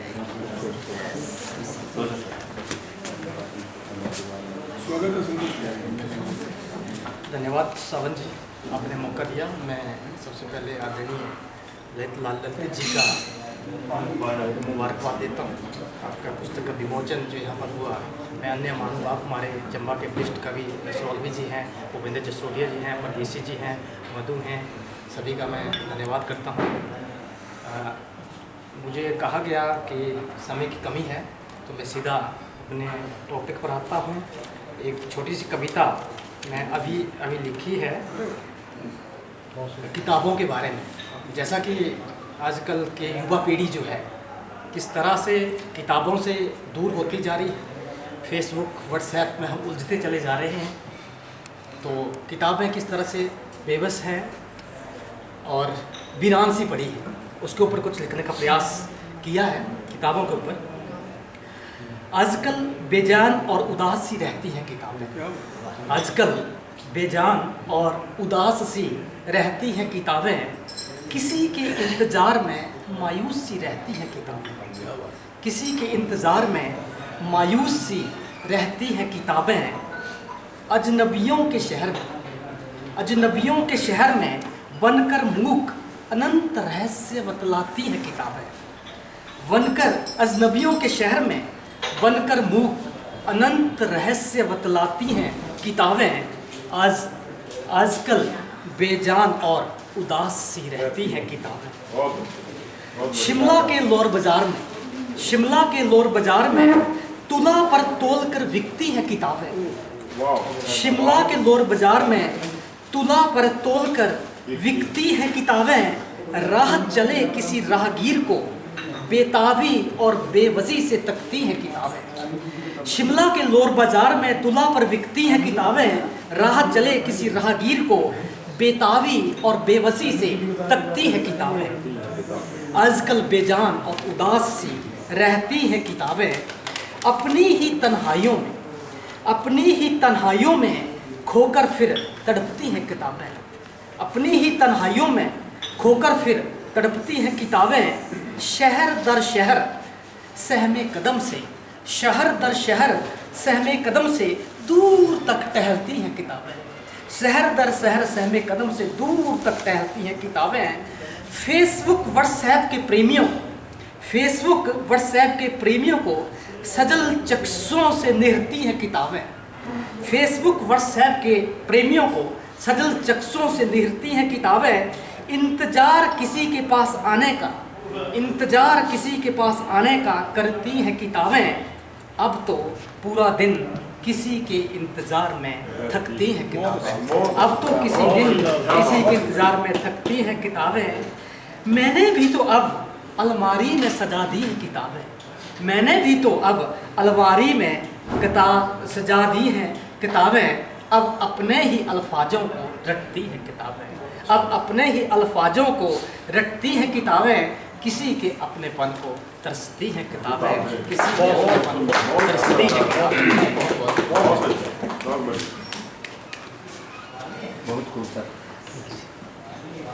बहुत अच्छा प्रश्न, बहुत बढ़िया। बहुत बहुत धन्यवाद डॉक्टर साहब। इससे पहले कि हम कुछ हमारी संस्था सम्मान देना चाहेगी, उससे पहले मैं एक छोटी सी क्षणिकाएँ मैं अपनी जुबान से कुछ कहना चाहूँगा। उसके बाद हम अपने आमंत्रित जो हमारे अतिथि हैं उनके कविताएं भी सुनना चाहेंगे। मेरी छोटी सी एक क्षणिका है जिसका शीर्षक है शब्द। शब्द कहता है, शब्द कहता है, रहता है सदा जीवंत यूं, अस्तित्व कोई मिटा नहीं सकता, बोझ कोई घटा नहीं सकता। शब्द कहता है, रहता है सदा जीवंत यूं, अस्तित्व कोई मिटा नहीं सकता, बोझ कोई घटा नहीं सकता। जब चुभता है तो दुखता है, जब चुभता है तो दुखता है हृदय, और जब भा जाता तो अंतरात्मा तक खुशी दे जाता। और कई बार इंसान चला भी जाता तो भी रह जाता शब्द अनछुआ सा, पुलकित फूल सा, ना मालूम कितनी उम्र लेकर पैदा होता है ये शब्द। धन्यवाद। एक छोटी सी क्षणिका और सुनाना चाहूँगा, फिर मैं अपना विराम दूंगा। शीर्षक है वृद्ध हूँ। वृद्ध हूँ, लाचार बेजार, सबके लिए बेकार। वृद्ध हूँ, लाचार बेजार, सबके लिए बेकार हूँ। सांसों का ठेला उठाकर फिरता इधर उधर। रोटी का मूल सही सही नजर आने लगा जब सबको खिलाने के बाद बहू आवाज देती, बापू खाना लगाओ क्या। और बासी रोटियां सरका देती। आंखों के समुद्र में मोती तैरने लगते और मैं उन्हें अमानत समझकर कैद कर लेता आंखों में ही, इस सोच के साथ कि कुछ भी हो मेरा बगीचा हरा भरा रहना चाहिए। धन्यवाद।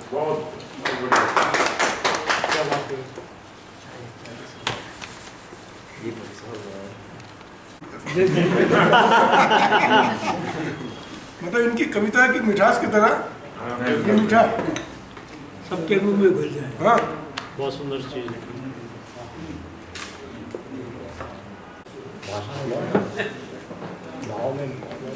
हमारा साहित्य कला और संस्कृति मंच चंबा जो है वो डॉक्टर ललित जी को पंडित चंद्रधर शर्मा गुलेरी साहित्य सम्मान से नवाजा। मैं सारे चंबा के गणमान्य लोगों को बोलना चाहूँगा कि आप सभी आएं और हम सम्मानित करें पंडित चंद्रधर शर्मा गुलेरी साहित्य सम्मान से डॉक्टर ललित जी को। आइए, आप भी खड़े हो जाएंगे तो अभी हो जाएंगे।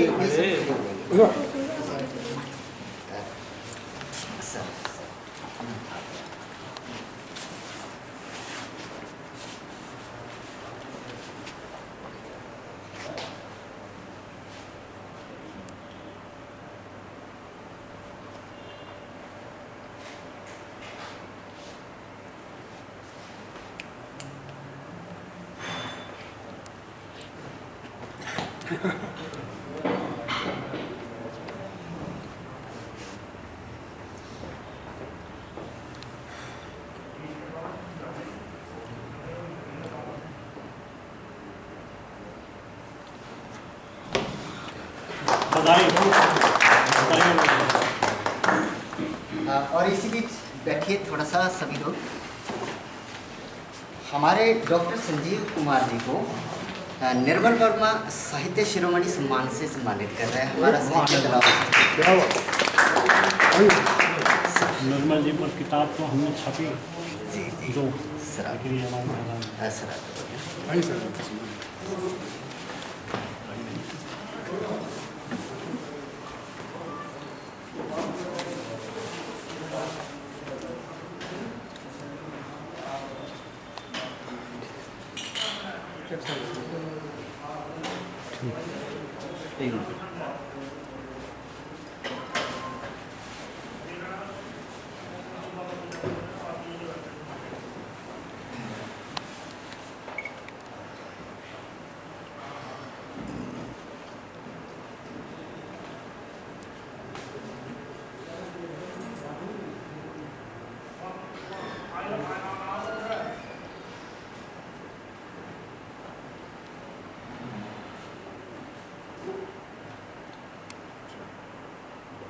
Thank you.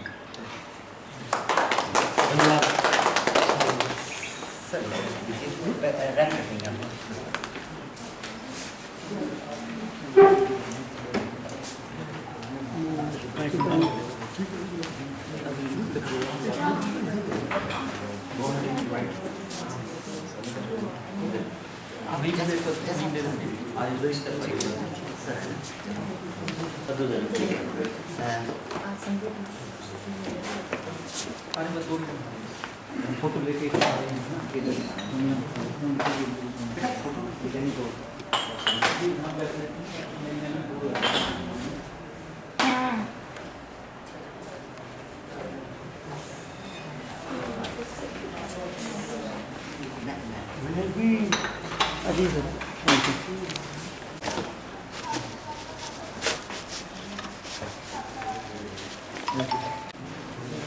बाबू थोड़ा देर पीछे हो जाए बाबू, पीछे हो जाए है ना, तो पीछे हो जाए, थोड़ा सा गैप हो जाए, पीछे हो जाए तू। ए बस थोड़ा, बस ठीक है जी। एक मिनट सर।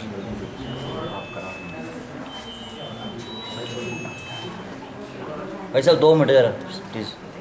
जी सर। जी सर। नमस्कार दोस्तों, मेरा नाम डॉक्टर लालित्य ललित है। मैं दिल्ली से हूँ और दिल्ली में भी रचनात्मकता की कमी नहीं है, लेकिन इस समय दिल्ली में जो तापमान है वो 49 डिग्री सेल्सियस पर है। और ऐसे समय में हिमाचल से सुखद आमंत्रण मिले, वो भी क्लासिक इरा पब्लिकेशन की ओर से, कि जिन्होंने मेरी कविताओं को प्रकाशित करने में रुचि दिखलाई, तो मुझे बड़ा अच्छा लगा। और कमाल की बात यह है कि इन कविताओं का संचयन तेलंगाना के युवा लेखक डॉक्टर सुरेश कुमार उर्तृप्त ने किया और इन कविताओं को प्रकाशित करने की जिम्मेवारी अनुज टीसी सावन ने ली। और चंबा में आकर मुझे बड़ा अच्छा लगा और चमियाली और स्थानीय रचनाकारों से मिलकर भी बहुत ज़्यादा सुखद अनुभूति हुई। ऐसा लगता है कि यहाँ रचनात्मकता की कमी नहीं है। आप देखिए कि मैं काफ़ी समय से लिख रहा हूँ, कई भाषाओं में लिख रहा हूँ, हिंदी, अंग्रेज़ी में, और मेरी कई रचनाओं का अन्य भारतीय भाषाओं में भी अनुवाद हुआ। लगभग 60 कविता संग्रह प्रकाशित हो चुके हैं। और जो आज जो कविता संग्रह लालित्य ललित की श्रेष्ठ कविताओं का संचयन प्रकाशित हुआ है वो 61वां है, 61 उसे कह सकते हैं। और व्यंग में भी मेरी रुचि है और 29 मेरे व्यंग संग्रह हैं। लगभग दर्जन भर देशों की यात्राएं हिंदी के साहित्यिक संवर्धन के लिए की है, जिसमें Nigeria, Japan, Mauritius, Hong Kong, Macau, Tashkent, Nepal. पर अच्छा लगा मुझे यहाँ आकर, और कविताएं मेरे जीवन से जुड़ी हुई है। और कविताओं में जहाँ सरलता है, तरलता है, जीवन का आनंद है और जो सौहार्द है वो महसूस होता है। और कविताएं अपने आप मुझे ले चलती हैं। मुझे लगता है कि मेरे भीतर कोई इनविजिबल लेखक बैठा हुआ है जो मुझे लिखने को विवश करता है। और कविताएं मेरा पहला प्रेम है और शायद यही वजह है कि पहला कविता संग्रह मेरा मैंने संचयन का ही मेरा आया, कविता संभव, जिसमें देश के 62 कवि थे। और आप ये देखेंगे कि कई सारी पत्रिकाओं ने मेरे पर विशेषांक निकाले हैं, जिसमें पुष्पगंधा है,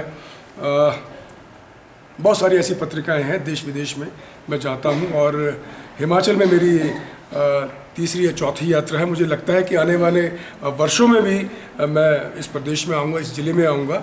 और आप सब लोगों से मिलना बड़ा अच्छा लगा, आगे भी लगता रहा। मुझे ऐसा लगता है कि मैं जब भी हिमाचल में आता हूँ तो अपने देश में आता हूँ, अपने घर आता हूँ। और घर किसे पसंद नहीं होता।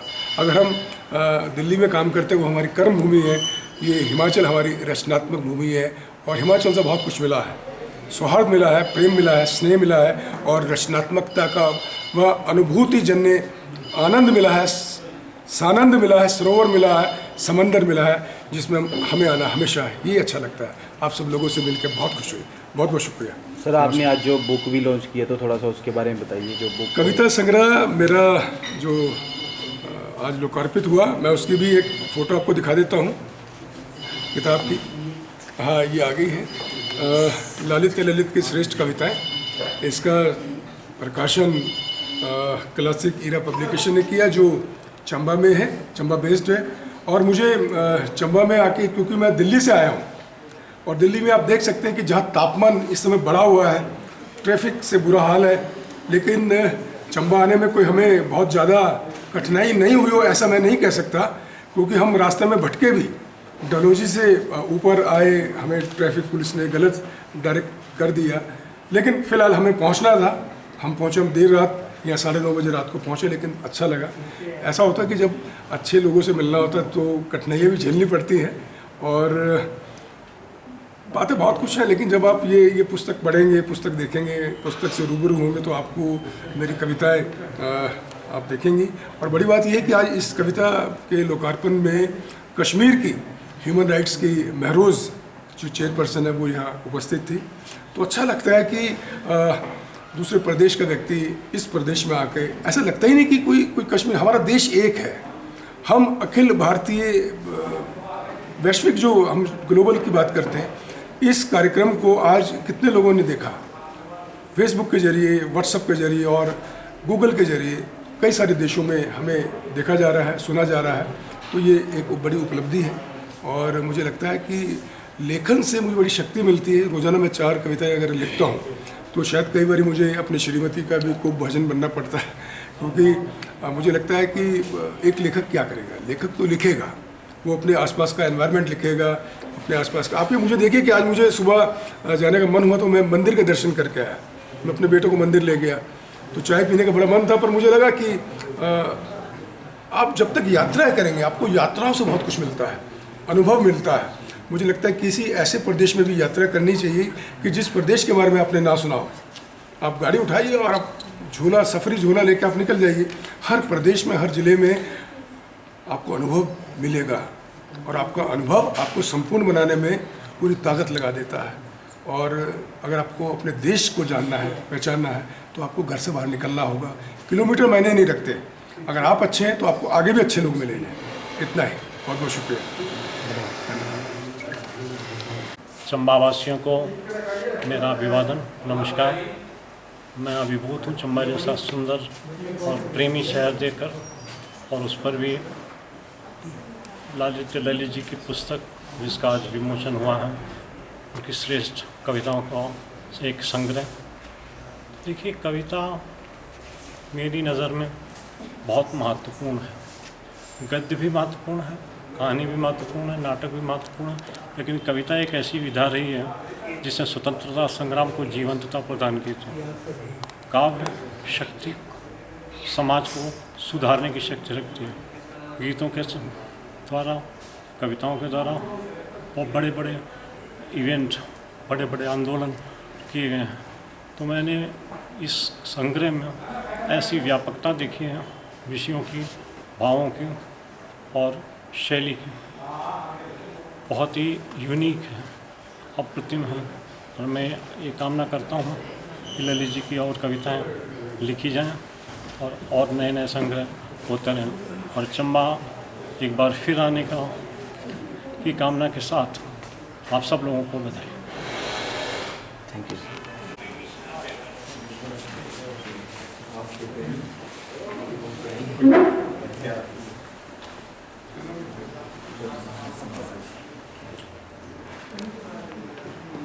ठीक है, सूर्योदय ठीक है, गलत तो नहीं बोल, बता देना। कविता एक ऐसी विधा है।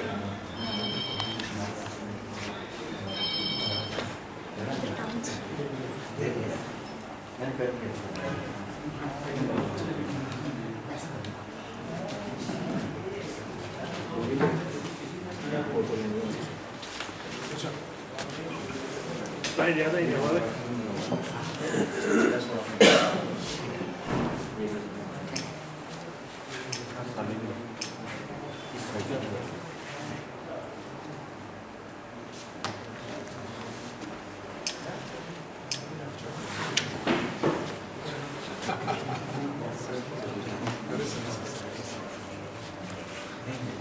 फोटो तो सब ले लीजिए, क्योंकि ऐसा है कि फिर दोबारा नहीं होगा। है ना, किसी के पास किताब है या नहीं है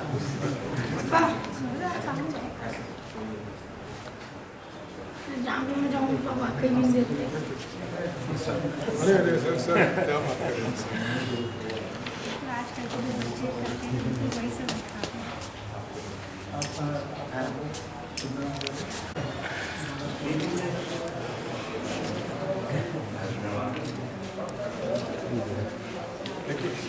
सर सबने फोटो खींची, यहाँ पे बैठे।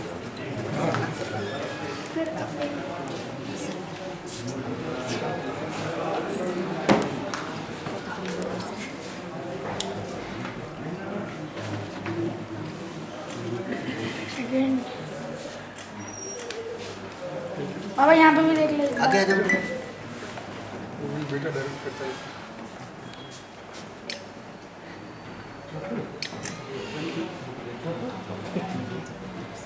मम्मी मम्मी अरे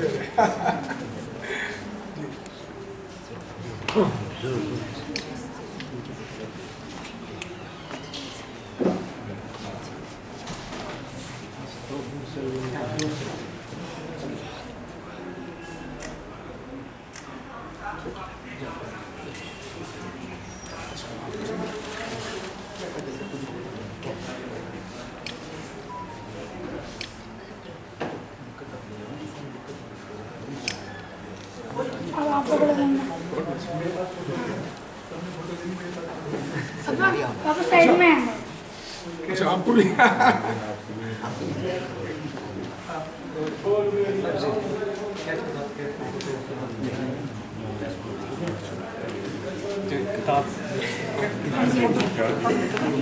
ये बुक के साथ कोई भी बुक ले ले, ये वाली बुक ले ले।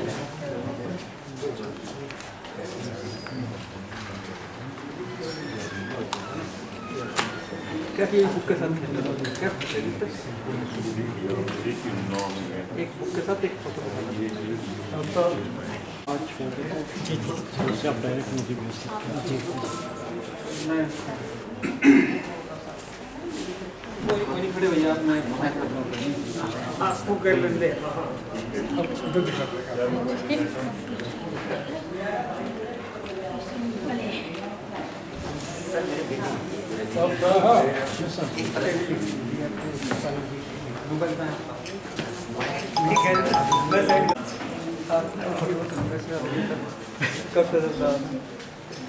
पहले बता देना इधर देखो सर, इधर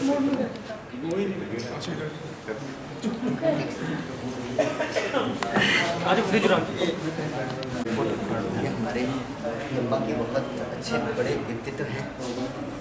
चंबा आप कर रही हैं।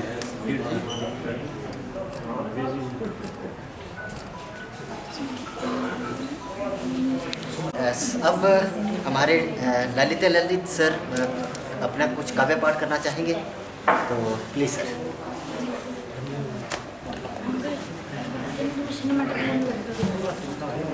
मित्रों, यहाँ की बड़ी खुशी हो रही है।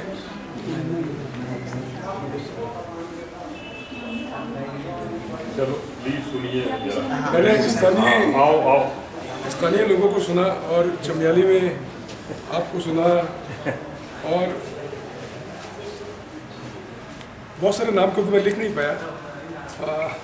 मुझे लगता है कि चंबा में कहिए या समूचे हिमाचल की अगर मैं बात करूं तो हिमाचल में मिठास बहुत है, और हिमाचल से मेरा रिश्ता जो है मैंने रचनात्मक तौर पे रहा। कई किस्से कई कहानियाँ होती हैं हर व्यक्ति के जीवन में। बहरहाल मैं जब एमए में पढ़ता था तो ये लगभग 1991-92 की बात है, तो कई बार कुछ रचनाएं याद रह जाती हैं। और मैंने जब देखा कि इस गोष्ठी में बहुत सारे रचनाकार, जो नए रचनाकार हैं, मोटी मोटी डायरी लेके आए, तो हमेशा आप ये सोचिए कि आपको सुनाना है तो आपको हमेशा बोल्ड होना पड़ेगा और पॉजिटिव रहना पड़ेगा। जैसे संतोष जी की जो रचना है शब्द या किताबें, जब इन्होंने किताब की बात की तो उसके बाद सावंत जी के शब्द आए और मैं सोच रहा था कि यार मुझे भी सुनाना चाहिए। तो बहरहाल अभी प्रिय अनुज ने जब गीत सुनाया चंबा की मिठास पे, तो मैं बहुत साल पहले कहता रहा कि मैंने कहा मेरी आवाज़ तो कभी गीतकार वाली नहीं है, लेकिन सुनाते क्योंकि मेरे बरामदे में अमरूद का पेड़ था तो मैंने गिलहरी को देखा, गिलहरी करतब कर रही है। और उस समय फिल्म आई थी रुदाली, भूपेन हजारिका का संगीत था, डिम्पल कबाड़िया उसमें अभिनय कर रही थी। मैंने कहा सावन के मौसम में, सावन के मौसम, अभी सावन जी तो यहाँ बैठे हुए, सामने बैठे हुए हैं, अरे राम अरे राम अरे राम। बहरहाल सावन के मौसम में यादों के उपवन में आसे लगा लिया, सावन के मौसम में यादों के उपवन में आसे लगा लिए, मांग सजा लिए, आएंगे प्रीतम प्यारे प्रीतम, नटखट प्रीतम न्यारे प्रीतम।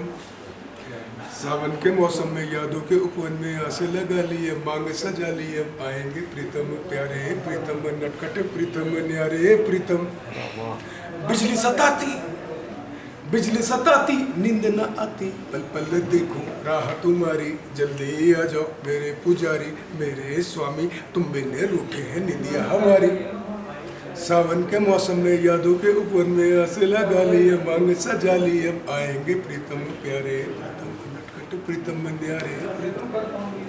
तो उस समय एक लहर थी बहुत सुंदर, बहुत बढ़िया। और एमए में एक कविता लिखी गई, तुम्हारी छवि अंकित है मेरे मन में, तुम्हारी छवि अंकित है मेरे मन में, जहाँ पल रहे विचार एक दृष्टि का होगा निर्माण, शीघ्र ही उगलेगा अपनी राह बनाएगा पहचान, पर्वतों के बीच में दर्रों के पास से, पर्वतों के बीच में दर्रों के पास से सटी तलहटी में छोटे से गाँव में, जहाँ होगा मिलन दो आत्माओं का, दो दर्रों का, दो सीमाओं का, दो रिवाजों का, दो पहचानों का, बनेगी पहचान, नया जहान, नई धूप, नया प्रकाश, स्वर्णिम किरणें, बहती हवाएं, हंसता बच्चा वनवासी, गांव की ओर से वो मंगतू नाई जिसने करवाई थी मेरी सगाई, नहीं भूला हूँ वो गर्मा गर्म चाय, बेसन के लड्डू, पहाड़ी संगीत, मनमाता पहनावा, चहचहाते पक्षी, मधुर तान, मुर्गे की बांग, रेडियो पर आवाज, कश्मीर पर बात, गाँव पर हमला, इज्जत रसवाई, जनता घबराई, टूट गए घरौंदे, पनपता मंदिर, मेरी आराधना, मेरी जिज्ञासा, मेरा संसार हो गया खत्म, रह गया खंडहर, तुम्हारी छवि अंकित है मेरे मन में, जहाँ पल रहे विचार एक दृष्टि का होगा निर्माण।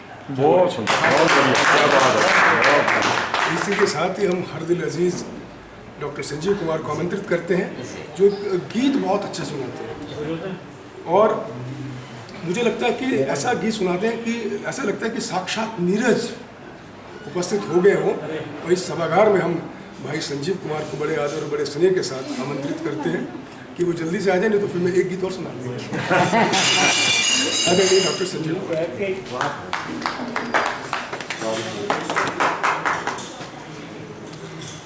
नमस्कार दोस्तों, मैं सबसे ज़्यादा प्रभावित हूँ चंबा से इस बात को लेकर के कि यहाँ नवोदित कलाकार, नवोदित रचनाकार, नवोदित कवि और कविताएँ बड़ी तेज़ी के साथ, बड़े जोश के साथ लिख रहे हैं। तो उन सब के लिए पहले 4 लाइन। अभी जिंदगी की ये शुरुआत है, अभी जिंदगी की ये शुरुआत है, रुकने न पाए कदम, बढ़ते चलो लक्ष्य पर हो नज़र, बढ़ते चलो लक्ष्य पर हो नज़र, यही कामना है हमारी, यही कामना है हमारी। तो ललित जी की पसंदीदा एक गीत है, तो मैं उसी को सुनाना एक से।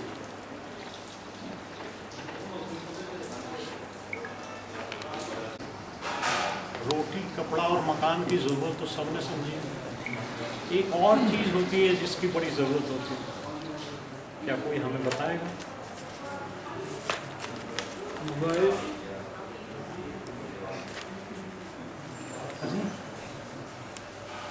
जिंदगी को एक जिंदगी के नज़रिए से देखिए और फिर बताइए क्या चीज़ चाहिए जिसके बिना जीना मुश्किल। जीनी चाहिए सर, जिंदगी जीनी चाहिए। प्यार, चाहे वो माता पिता का हो, चाहे वो बहन भाई का हो, चाहे वो प्रेमी प्रेमिका का हो, या पति पत्नी के बीच में हो, कहीं भी सबसे ज़्यादा ज़रूरी चीज़ एक ही है, और वो है प्यार। उसी पर कुछ बातें करें जी। प्यार गर मर जाएगा, प्यार गर मर जाएगा, फिर क्या रह जाएगा। प्यार गर मर जाएगा, फिर क्या यहाँ रह जाएगा। प्यासी धरती और सिसकता आसमां रह जाएगा, प्यार गर मर जाएगा। सोचिए कौन तब बातें करेगा, कौन तब बातें करेगा, कौन यूं छेड़ेगा तब, कौन यूं बातें करेगा।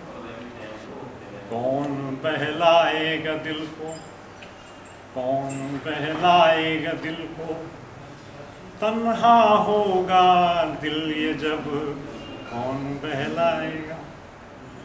तो इश्क का कोई फसाना, इश्क का कोई फसाना, बेवजह रह जाएगा, प्यार अगर मर जाएगा फिर क्या यहाँ रह जाएगा।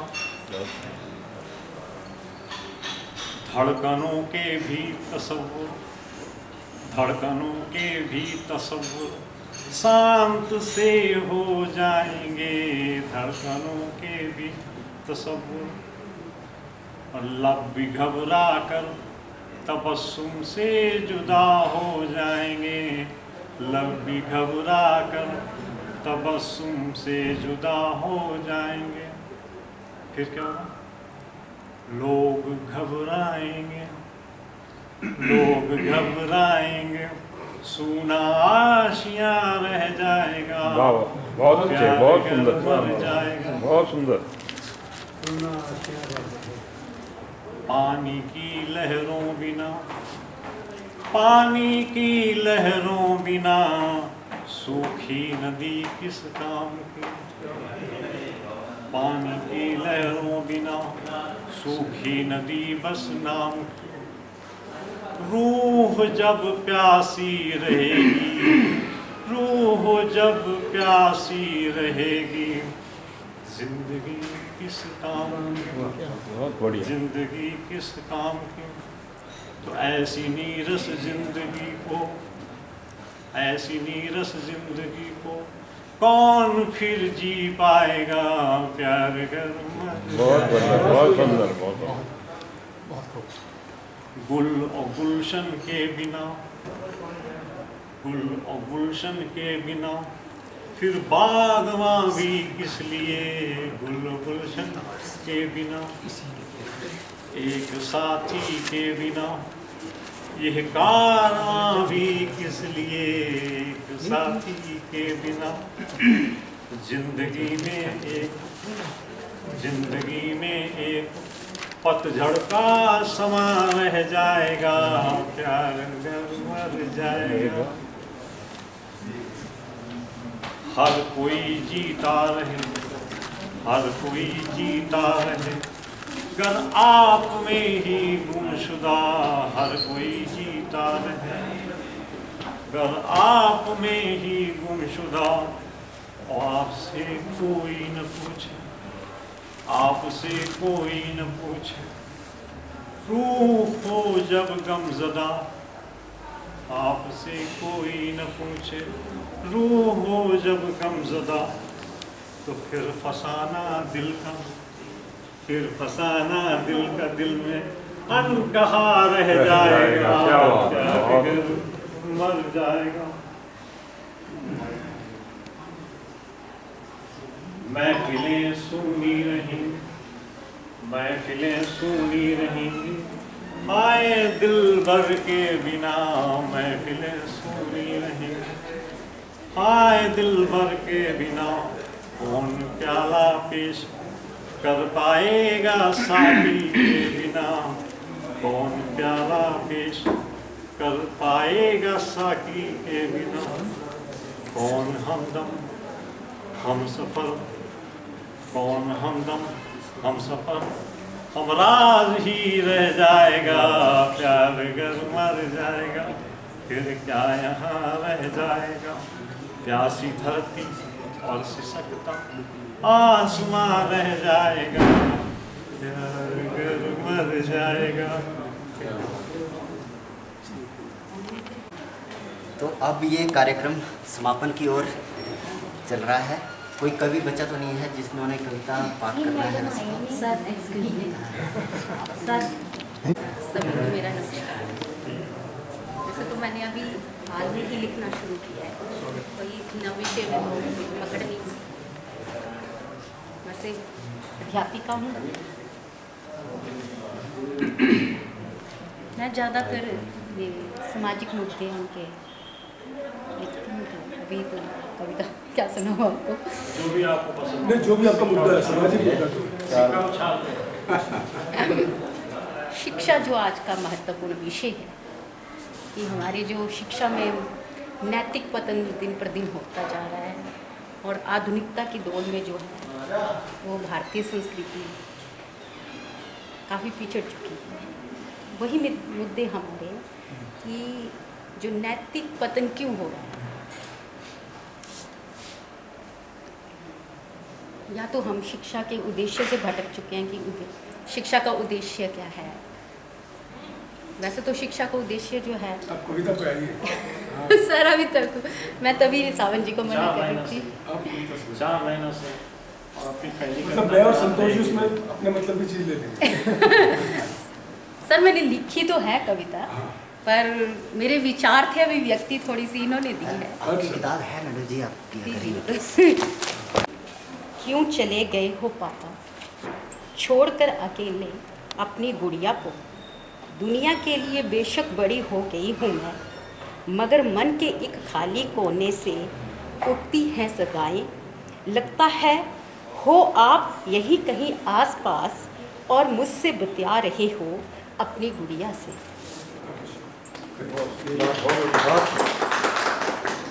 ये इनका सहयोग है, विचारों की अभिव्यक्ति तो है।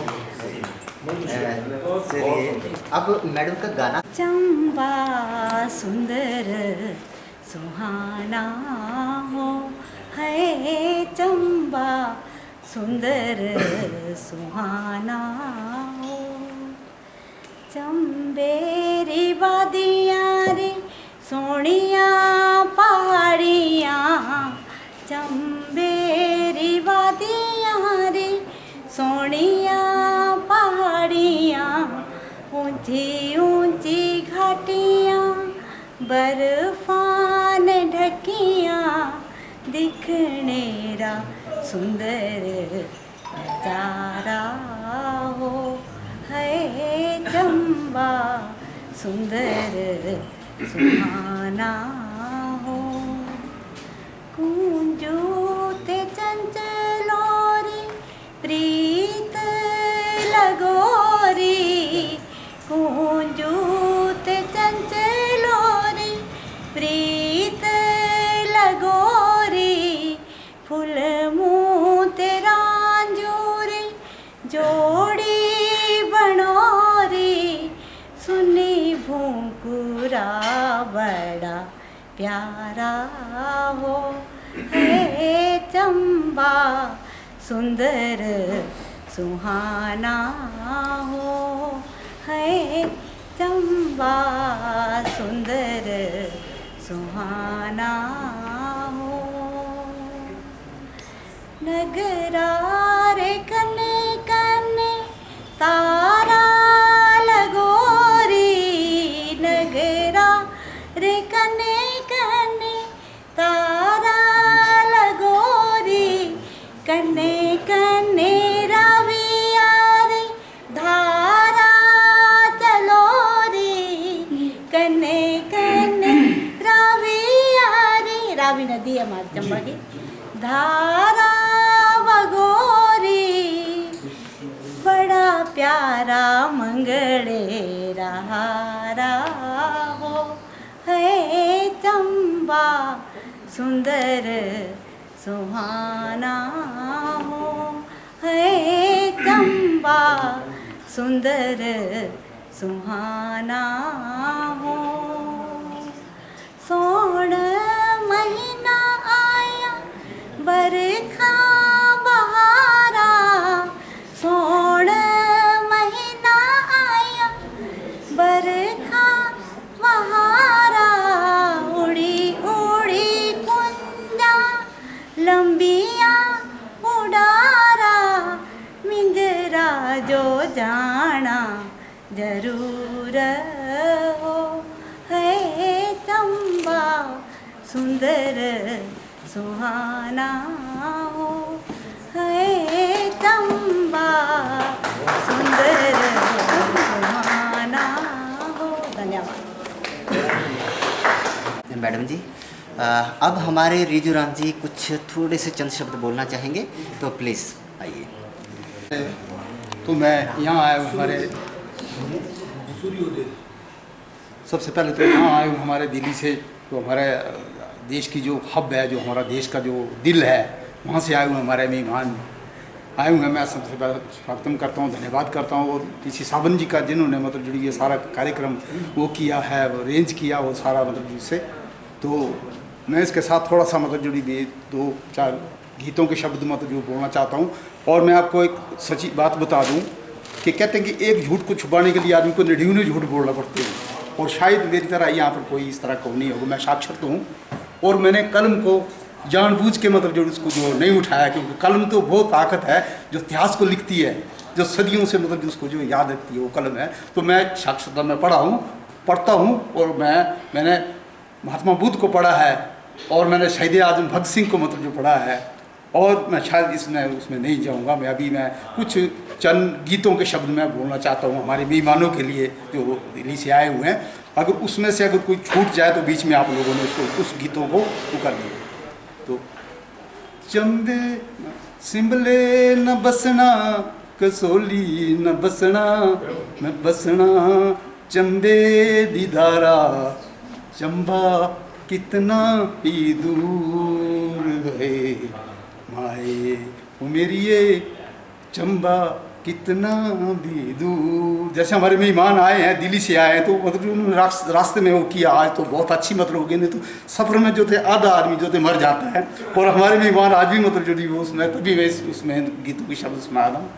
कसोली न बसना, शिमले न बसना, मैं बसना जाएगी चंबेरी धारा, और चंबा कितना है दूर। जैसे हमारे मेहमान ने बहुत उस शब्दों में उसको कहा है। मैं सुन रहा था कि दिल्ली में देशों में बहुत सारे अलग अलग शहरों में बहुत बड़ी गर्मी पड़ रही है, लेकिन अभी जो हमारी जो हिमालय के पर्वत हैं जो वो आह्वान कर रहे हैं, वो बुला रहे हैं उसको, मतलब जो चाहे पर्यटन के माध्यम से चाहे दूसरे उससे जो है उससे भी लोग हमारे उसमें आ रहे हैं। तो हम हिमालय वासी जो थे हम उसका धन्यवाद करते हैं, और हम आकर्षित करते हैं क्योंकि हमारे उसके दुनिया जो है हमारे पहाड़ को देख रही है, हमारे हिमालय को देख रही है, वो हिमालय की ओर आ रहे हैं, जहाँ से बहुत सारी जड़ी बूटियों का बहुत सारे उसका जो भंडार, और हमारे लेखकों का और हमारे मतलब जो विशेषज्ञों का शोधकों का मतलब जो भी वो है। मैं इसके साथ साथ उन डॉक्टर DS देवल जी जो हमारे बीच में नहीं रहे हैं, जिनका शायद आप लोग कलमकार हैं, कवि हैं, वो इतिहासकार हैं, तो आपकी किताबों में आपको उसमें जिक्र हो, तो उन्होंने शुरुआत की थी मेरे को उसमें लाने की। और मैं तो एक प्रैक्टिकल का मतलब ज़मीन का आदमी हूँ, और ज़मीन की इस तरह की साक्षरता में और इस तरह के बहुत सारे लोग हैं जो कि, और मैंने इस चीज़ को मैं बताऊँ, मैं जब साक्षरता में नहीं उसमें था, इतिहास उसकी मैं नहीं उसमें वो था, उसमें मैं नशा भी करता था। 25-26 साल हो गए मेरे को, नशा भी छूट गया, सारी चीज़ें छूट के। और इसका जो है जो साहित्य जो है, साहित्यकार जो है, कलमकार जो हैं, उनका मतलब जो बहुत बड़ा वो है, और मैं चाहता हूँ अगर इस तरह का मतलब जो वो है तो बहुत बड़ी वो है। और मैं इसको सबसे ज़्यादा जो मतलब जो मानता हूँ कि अभी जो ये मोबाइल हमारे पास जो आया है, जिसमें साथियों ने अभी उसमें भी कहा है कि हमारी किताबें जो थी आज उसमें जो हमें बंद रखना पड़ रही है, उसमें एक लाइब्रेरी की तरह उसको सजा के रखना पड़ी है। तो इस नए युग ने मतलब इसको जो है वो किया है। मैं कहीं भी अगर उसमें जाता हूँ, गाँव में किसी को बोलता हूँ, कोई बीमार पड़ा हो, बोले मेरे को बुखार लगा, कुछ लगा, मैं बोलता आपके पास मोबाइल कौन सा है? बोलते मेरे पास बड़ा मोबाइल है। मैंने कहा उसको निकालो और उसको कमांड दो कि मैं इस वादी में रह रहा हूँ, ऐसी सी वनस्पतियाँ हैं, और उसमें मतलब यदि भी हो तुरंत आपको औषधि वहीं पर ही ये उपलब्ध करवा देगा। तो वो कई लोगों ने एक्सपेरिमेंट भी किया और मुझे शुक्रिया भी कहा कि देखो ये आपने मतलब जो किया है। तो धन्यवाद करता हूँ। हमारे मेहमानों ने पहले ही समय की मतलब रोक कर दी थी, तो मैं उसका, और सावन जी ने कहा समापन में सूर्योदय हमारे नन्हे अतिथि हैं, इनको भी सम्मानित करेंगे। 3 नन्हे बच्चे आ रहे हैं, तो आइए टोपी बनानी है।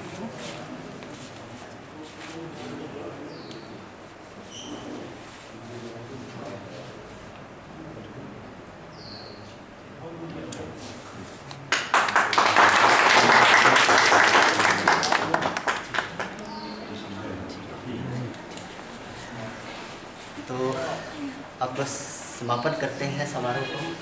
सबसे पहले तो साहित्य कला संस्कृति मंच और क्लासिक एरा पब्लिकेशन धन्य है कि डॉक्टर ललित जैसे एक हस्ती की किताब छापने का हमें मौका मिला, और किताब ही नहीं हमने छपी, चंबा में भी इसका जो विमोचन करने का अवसर प्राप्त हुआ है। इसके लिए मैं बहुत बहुत धन्यवादी हूँ सभी अतिथियों का आने का, और चंबा के जो साहित्यजन है, जो प्रबुद्ध लोग हैं, इनका भी बहुत बहुत धन्यवाद करता हूँ। और